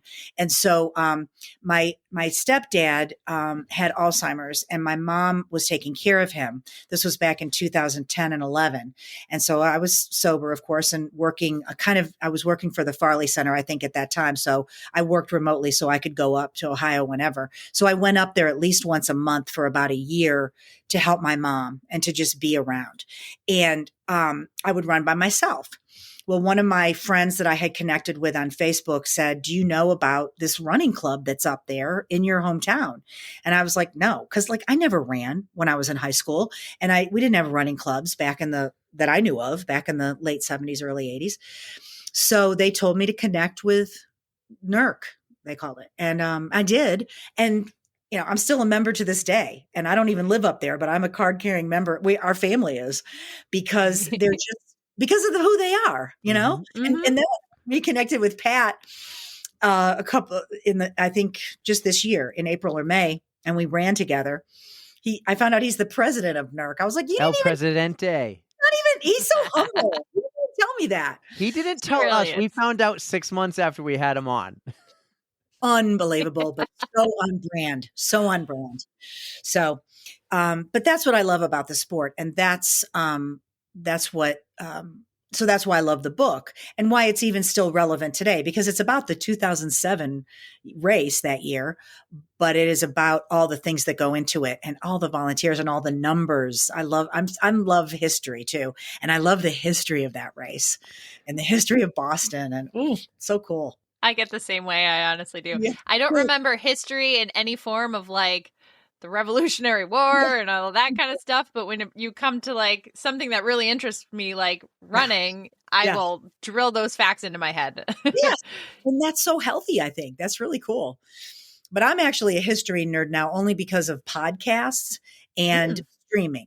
So I love learning about stuff, and because I didn't care when I was in high school, and I feel, I feel sorry about that. And that, Tom and I are watching this thing about World War II right now. That's our little streaming thing, because we go through different things, and every night is we only watch one episode, so we watch the next one the next night. And I'm embarrassed continually, although we just, joke about it in a fun way. I'm like, "Oh my gosh, Tom, I didn't know this and this." And he's like, "Wow, you didn't know?" Well, don't feel bad. I'd be right there with you. Right? I'm like, learning something new all over again, even though you may have learned it in the past. It's Right. it's good to revisit that stuff. Yeah, I'm the queen of, "Guys, you know what?" And they're like, "Okay, what did you learn from a podcast now?" Guys, guess what? All right. This has been amazing. You're a great storyteller. Thank you. don't listen to others. Spare no details. Like, We love it. We really do. I'm getting older. See, the older I get too, like the more stuff I have to say. It's a good problem. it is a Well, good problem. we are a good platform for you to let it all out. We love to hear it, and our listeners love to hear it. So I'm Yes. glad that we could be Here's- here for you. Here's what I think we should do, Pam. I admire you guys so much. Because we're going to do this every week for the rest of our lives. Breaking news, Erica. I love that. Heyo. For the rest of our lives. You have You're- a plan. So at least you know that's one Yeah. constant, right? We got to take it 1 week at a time I know. for the foreseeable future. I'm so No. happy you did not give me the short version of your story. We got your story, and let's finish your one and done New York City Marathon, and then we'll wrap up this podcast Great. and say, could we bring you back in a year or the end of 2024? Like, Please. could you come back at the very end of 2024 and we'll wrap up? You'll be the second to last episode, unlike Neil Murphy, who will finish it. He Okay. already booked the last spot. I love that. So at the end of 2024, it can kind of be like part 2. Let's hear about your ultras and your marathons, but let's not leave without hearing about this New York City marathon. You're one and done. Your husband drops you off at the bus and the guy goes, no, you go no further, sir. You Have a stay fit. here. And you're like, Mhm. oh my God, that was in jail a couple years ago. Exactly. Yeah. So yeah, it was sweet because we were both like little babes in the woods that we, we're adult people. We have jobs, we've traveled, but we had never been to New York City. So, plus we really didn't have any money. We definitely didn't have any money. We were still very much in debt. So we were very careful. We knew we were going to do it once I got in. There was no question there, but, Mhm. we stayed in this little place, which we still stay because we love it. It's called the Pod Hotel. And they're in several big cities, but they're European but they're like a fancier hostel. So they have like a shared bathroom down the hall and they had bunk beds, but it was kind of hip, it was like stainless steel and the little televisions, the LED televisions where each bed is. And it was like, it was very tiny, but it was affordable in Manhattan, right on 51st and Lexington. So I could easily walk to Fifth Avenue for the bus. So that's where we stayed. And I, didn't know much about anything about New York. So I took the earliest bus. And of course I was in a very much later wave. So I ended up getting to Staten Island when it was still dark.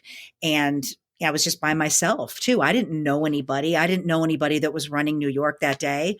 And so I remember I found a newspaper and it was an Asian newspaper. I don't know if it was Chinese, Japanese. I don't know what it was, but it was definitely Asian print. And I just found it to sit on because I didn't even bring anything to sit on. At least I had warm enough clothes and I had a drop bag. But I was on Staten Island for, I think 5 or 6 hours before the race started. It's crazy how long they make you wait. Like Yeah. they make you get on a bus at 5 a.m. and then you're like, Exactly. well, I don't start till 11. What you do bring- I do? Did But you now I bring know food? a few of the tricks, and you really don't have to get on the bus that they assign you to. You can go later, but I'm very careful because I'm a charity manager now we had a team of 25 run it this year. And Oh, I'm so, anyway, that's for later, I know. But so this was my first and it's gonna be my last marathon. And I just soaked it all up. And it was so fun and so emotional. And again, this gratitude thing that I had honestly never experienced in my life, this kind of gratitude. And this it wasn't just a feeling, it was almost palpable. It was part of me now. And so to be able to run, be sober, be healthy, my husband's there, I'm like, it was unbelievable. So I did, and I finished, and I wanted to finish under 4 hours. And I think I ran a 3:47, which I crushed very it. nice. Yeah.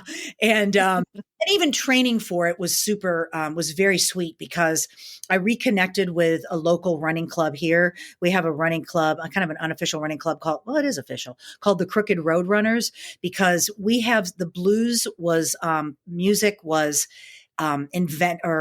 was born here along Mhm. this, literally along a trail, and it's called the Crooked Road Trail, and it's a Crooked Road music trail. And so Ooh.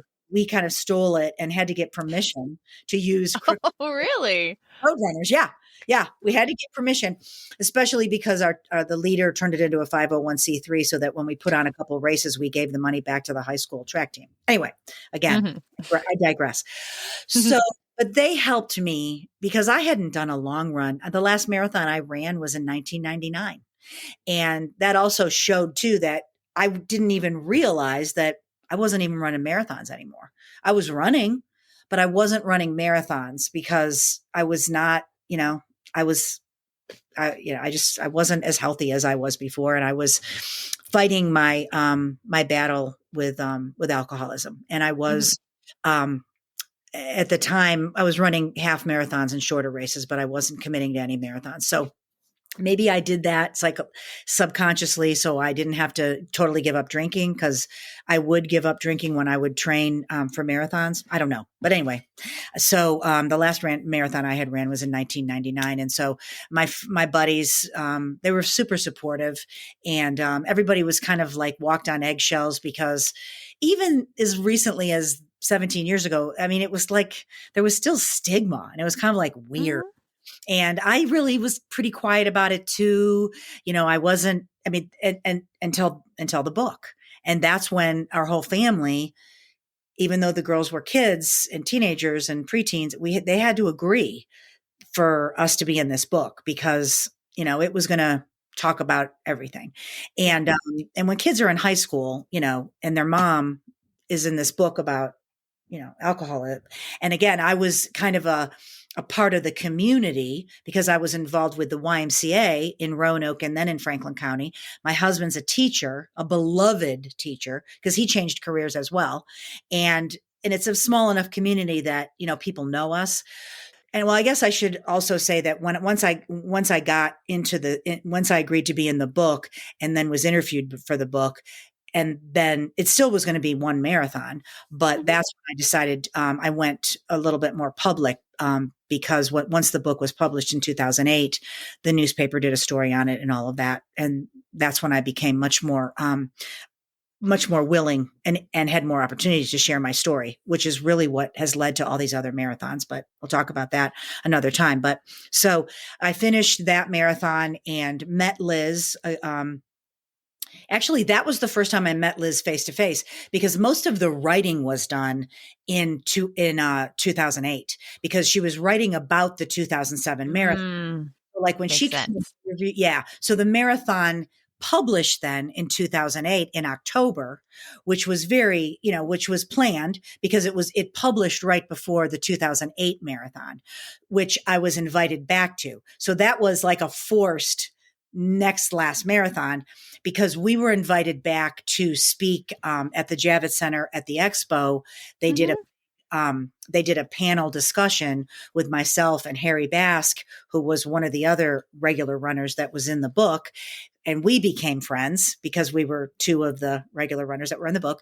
And Yeah. so we had this amazing time and guaranteed entry into the marathon to be there for marathon weekend because it was a big celebration for the book. So yeah, so that's how that next marathon began. And then because I'll just give a quick explanation of because of Harry then, and Harry was a cancer survivor, a 21-year-old guy, and ran in honor of the Sloan Kettering Center. Oh, I'm sorry, because of his brother being a cancer survivor. Ah. So we, again, because the sport, and if you're willing at all to build relationships in this sport, they grow. And because I'm a person who loves relationships and communicating and I love other people's stories, Harry and I became friends. And Harry, we stayed connected, and he started his own business connecting people with nonprofits and building nonprofits. I'll stop there. I'm not doing his business the justice it deserves, but in the honor of time, in the interest of time, I'll just say that he connected me with a woman then the next year that was wanting to help people get into recovery through running. So he's like, oh, this woman needs to meet Pam. Because I was kind Perfect. of doing it on my own, just Mhm. like, oh, I'm going to run another marathon because Tom wants to run the half. So yeah, we'll do that. But I'll raise some money for the Y, or I'll raise some money for this other center. And I just like doing it because I also felt I didn't feel like running was selfish as much as I thought I wish I could like do some good with my running, just because I was a better person, for lack of a better way to put it. And I was so grateful that I wanted to try to help others. Admittedly, I wanted to do it through running because I love running, but that's how that all kind of came about. And my executive director at the Farley Center wanted to do a race to help this organization called NACOA. And that's the Adult Children of Alcoholics. It's a national organization that's been in place for a long time.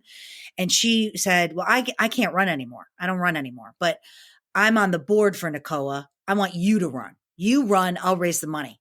And I was like, cool. I loved it. Sold. That little ball started kind of rolling. Yeah. And then the rest is history. But since I've been sober, I've run 75 marathons. So 68 of those have been sober marathons. So not because I was trying to reach 100, but because one thing led to another and another door would open, and I stayed healthy and I stayed sober, guys. And if I say anything, I definitely want to get this in this one, and I'll probably say it the next time we meet. Mm-hmm. I don't run to stay sober. Okay.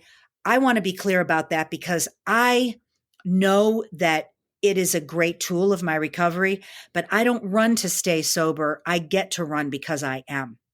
And when I know my brain, and if I start thinking that this is my recovery, man, this is how I stay sober. No, because I've been injured. I've been sick.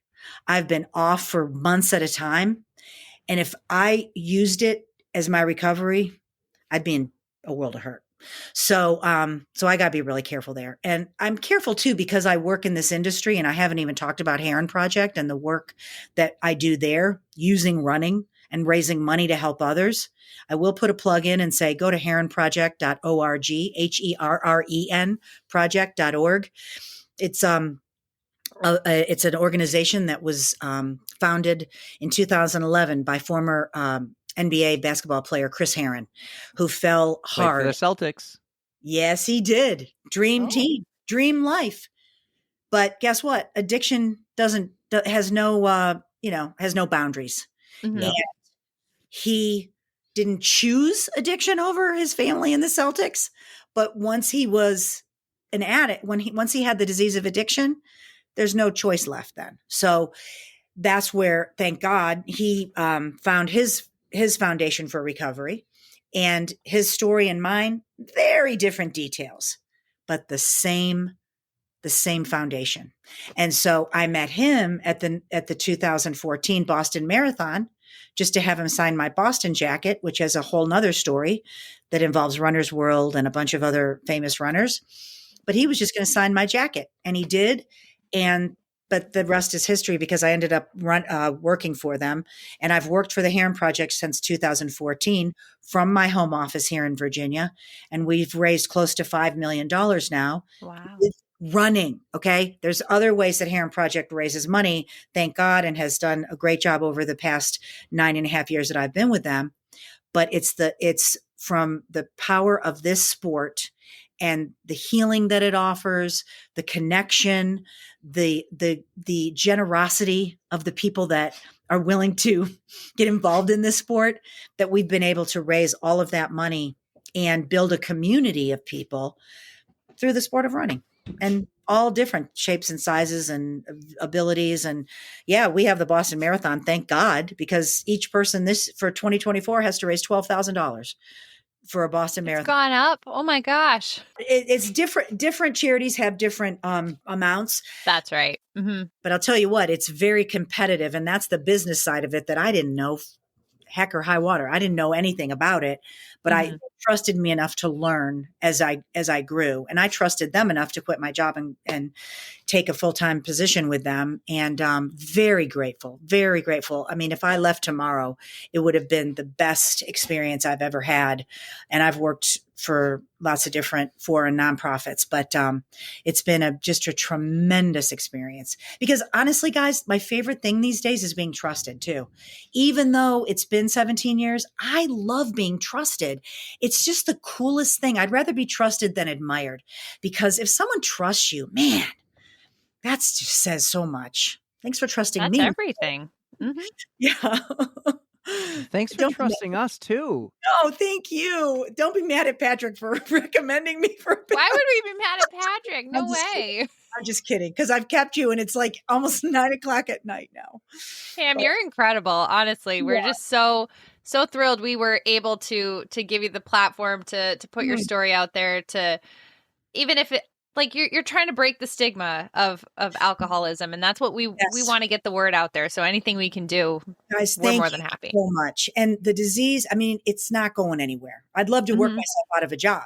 But until then, we're not going to give up, and we're going to keep growing good. That's the other thing I love about running or any type of your podcast. Yeah. It adds good to the world. You know, there's a lot of bad out there and it can seem hopeless, but like what you're doing, I'm not just saying this to flatter you guys, you're adding good to the world by what you're doing. And that, I hope you I feel feel really it. I feel it. good, because I mean it. You are. Thank you. And thank you for letting me be any part of it. I l- I I He's absolutely. speechless. Look what you did. Is He's he, very rarely speechless. I mean, Maybe this is the second time, if that. he hasn't had it. But I haven't given him a chance to get a word in edgewise. That's why. No. Pam, you're amazing, but I you're hope he not off the meets hook. today. Good. We'll have you back for November, All right. but you're not off the hook for this episode. We still have No, a it comes couple fast. questions to Okay. ask Yes. you, okay? So the first one I'm going to do, we're 3 questions now as we enter 2024. There's going to be 3 things. One, I'm going to show you a Instagram picture. I want to hear the story behind it. 2, Erica's going to ask you a song to add to her Spotify playlist. 3, we have the Code Brown commandments, and I hear you have some Code Browns. Save them for November, but maybe Okay. you can give us a Code Brown commandment, or you can think about it for November. But first, Mhm. I have a photo. I'm going to share my screen here. I go creeping through your Instagram, and That's what I told 101 weeks ago, you posted a photo of a plastic lawn chair with a sign here that says free snow cones. Can you Oh, tell me about you have the ice cream cones here, and you have a bowl full of snow, and it looks like an ice yeah, cream scooper. Maybe that one there is full of water or ice. Tell me about the yeah. free snow cones you posted on, I think I should mention this, January 3rd, 2022, and you wrote a good omen for 22. Yes, because this was on my run. And how cute is that? I saw that on my run and it was like, how adorable is this? I mean, it's kind of a take on the lemonade stand, but it's Yes. also like, you know what? These are free. Just take one if you'd like one, you know? And I thought this is just what life is about. If you've got snow cones, leave them out, make them free, and just, share the love. Share the I love. love it. Amazing. So I love I seeing that kind love of stuff it. on my runs. Hmm. There are so I many would have other stopped to take a picture too. Yeah. There is some other great photos I could have asked you about. One was the jacket said 2013 Boston Marathon, so I'm That's guessing you were there that year. yeah, Another that's one, save that's it for later, why I bad work for water. Herren. Oh yeah. Yeah. Ooh. No, I've not done the Big Daddy. I've not done the 135. I don't know that that's in my, on my That's a list doozy.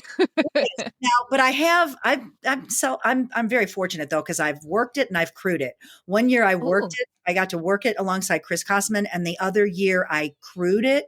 I crewed it for someone. So I was there for the whole, and I think they took 43 hours. So yeah, we were out there experiencing everything.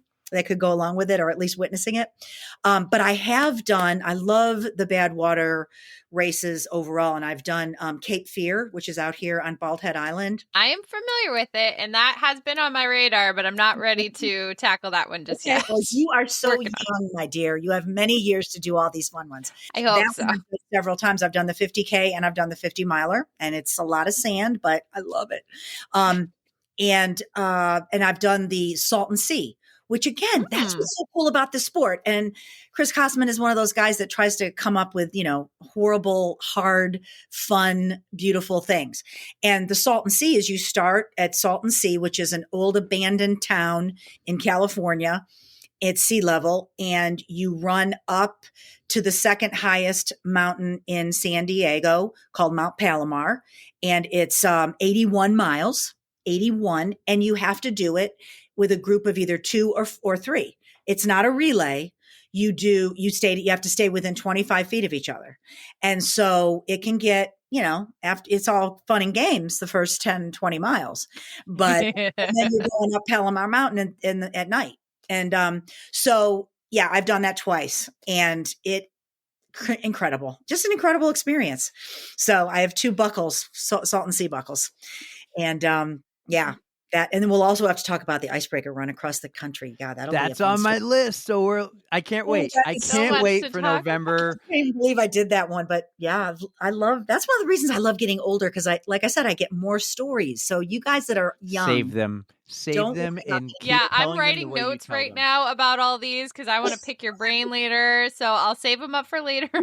And contact me for any reason at any time. I'm not kidding. I may take you up on that, Pam. I hope that we cross paths somewhere in this world. Oh, I hope so too. We that would be could do wonderful. a live together, the 3 of us. Oh my gosh. Amazing.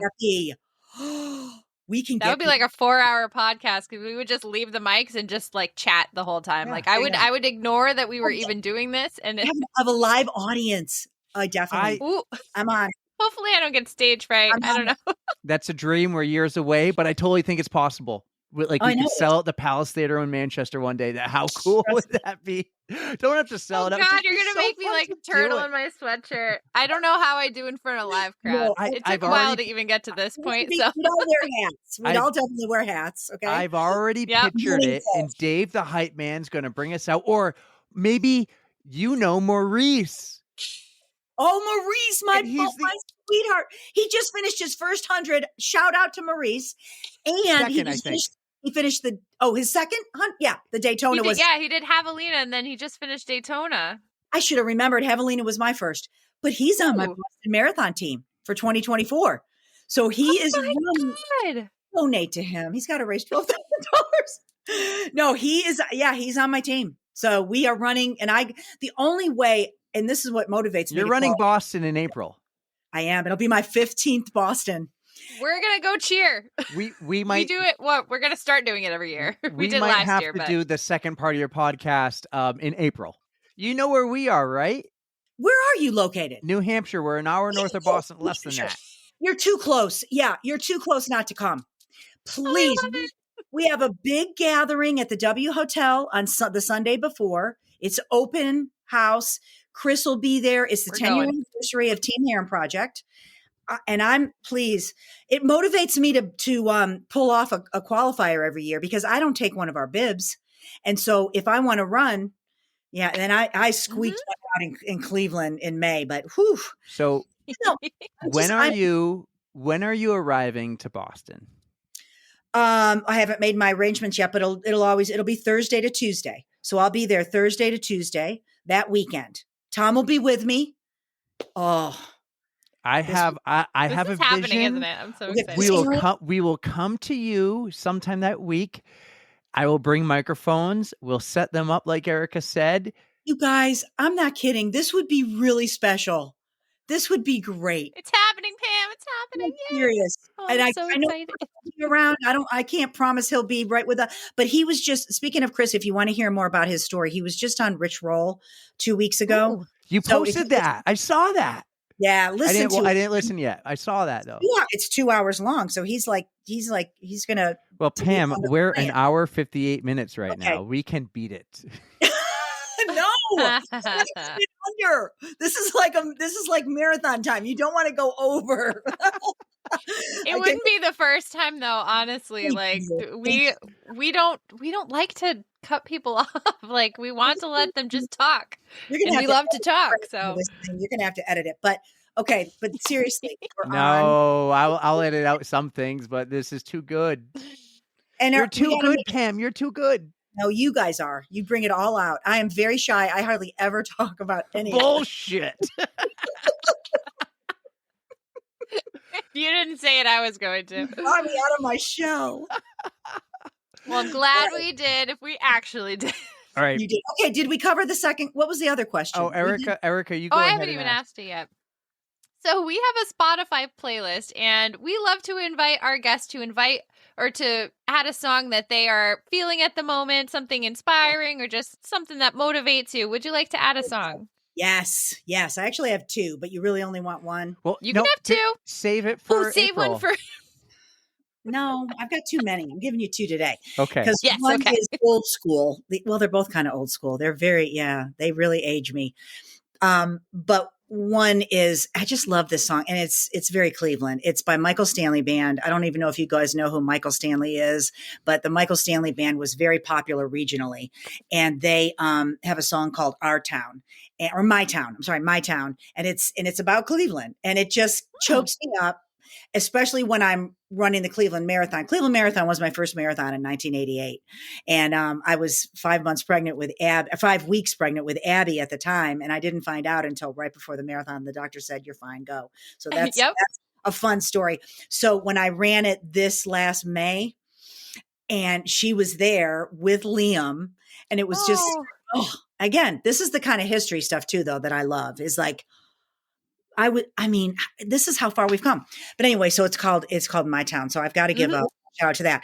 But my other one is also pretty sappy but I always get energized when I hear it. And it's Mr. Blue Sky by ELO, because Oh my gosh, yes. that is isn't that a fun song?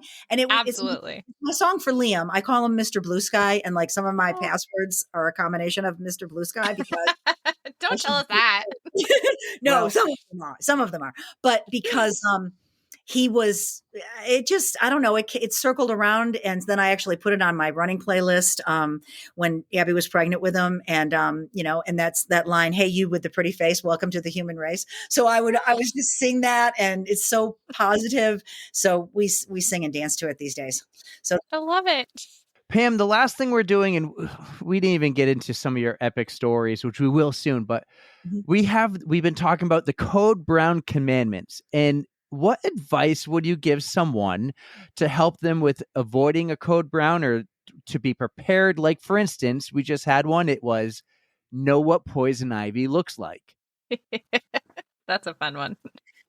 well, my commandment was a little bit different. It's like, don't stop, because my story has to do with having a Code Brown, and I knew it, but I didn't stop. And I won first place in my age group and won $150. And I had to throw my running skirt away, but I got $150 because I did not stop. You can buy a new one. It wasn't like on my legs or anything, but we have a picture. I'll have to share it. I had this cute running skirt on, and there's a big spot on the back. Oh, We'll have no. We'll call it "Don't Stop When Money's on the Line." Yes, just don't. Love I it. feel good or something. I felt fine, but it was like, oh, I shouldn't have. Just like that's Michaela Shremshock, she was like, it was $500 and I needed a treadmill. Right. Yep. Mama needs a new pair of shoes. Yeah. Literally. Did you get that, Erica? Don't stop when money's on the line. I am now You're designating. good. I'm now designating Erica as the one who will also write down what the Code Brown commandment is next to the song. We're making a Google Doc. We're gonna share it between each other. Oh, Make sure it stays up to date. You have to. That's brilliant. I love Pam, it. Absolutely brilliant. Okay. Pam, this has been amazing. We will see you in April. We'll figure it out. We'll be in touch with email, Stay in touch. Promise. and we'll see how. Absolutely. And then we'll discuss further about November, or how to hear all about all your races and everything else, because we have so much Unless more we to do talk it about. live. Yeah, that's good. Yeah. And I'll have done, I will share one other quick tidbit, and it's a big one for me because I get to go to Tokyo in March. And Whoa! that'll be my 6th star. So Whoa! Tom gets to go. Wow, I just got really high pitched. So congratulations. That's going to be Thanks. such an I exciting don't have one. it yet. And God willing, wow. if I complete, yeah. But yeah, so knock on wood.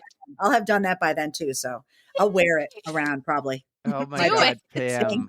This is gonna For be real. amazing. Our new you are amazing. You are amazing. You're going to get new show notes real soon. We're going to just input all the stuff we talked about today and the stuff we missed and the stuff we want to talk about and just redo those show notes and save them for later. How cool is it gonna be?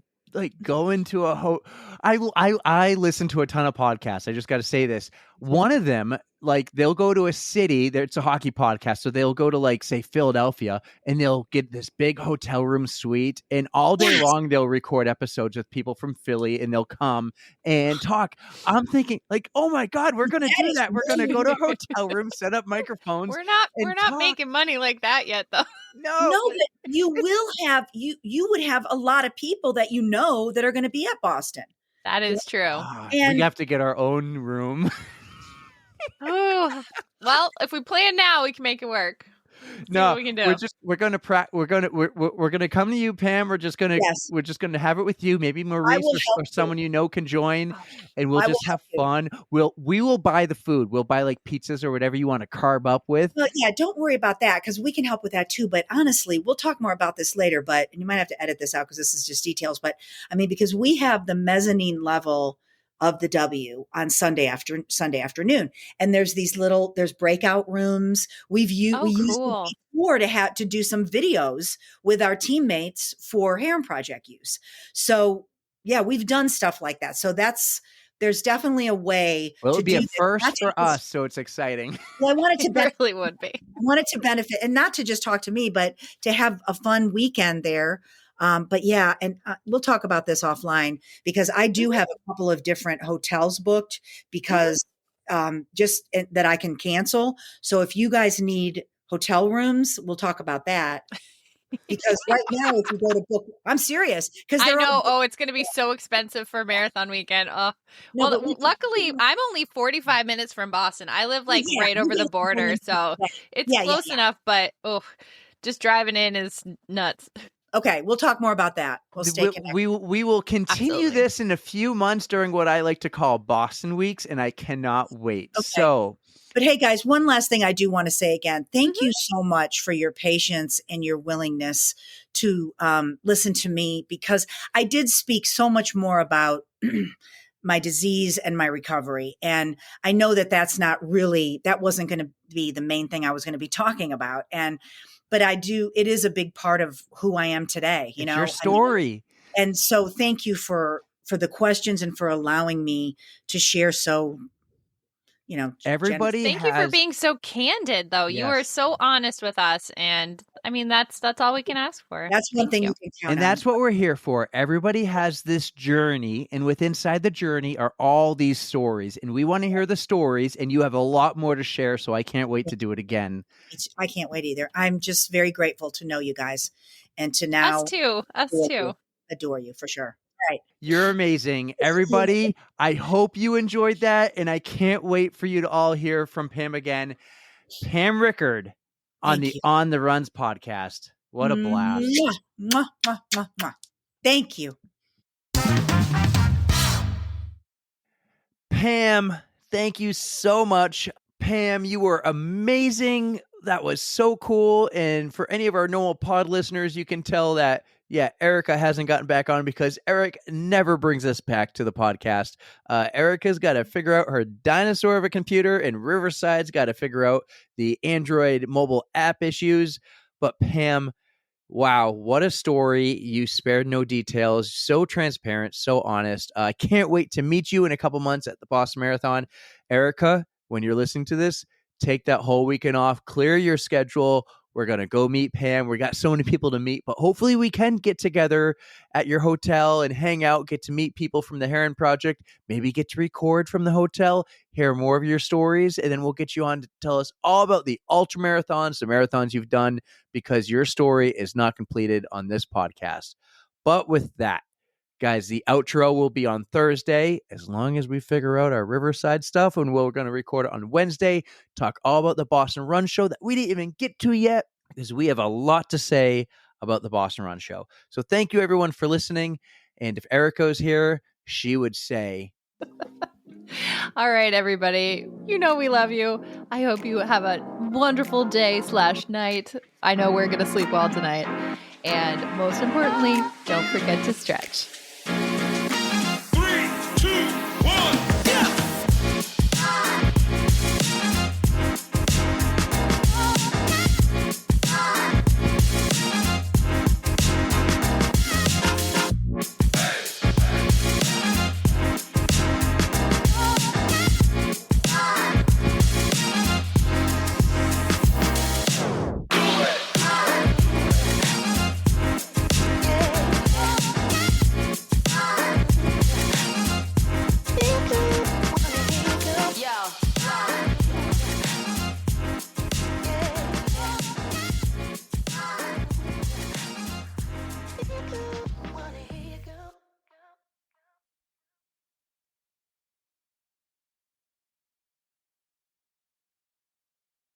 The point is, don't worry about awkward silences. When I say, tell me about Patrick's sex life, you're going to be like, it wasn't that great, even though if you hesitated. He was a beginner. No, I did not have. I did not experience it. I'm sure he was a beginner, though. I mean, weren't we all?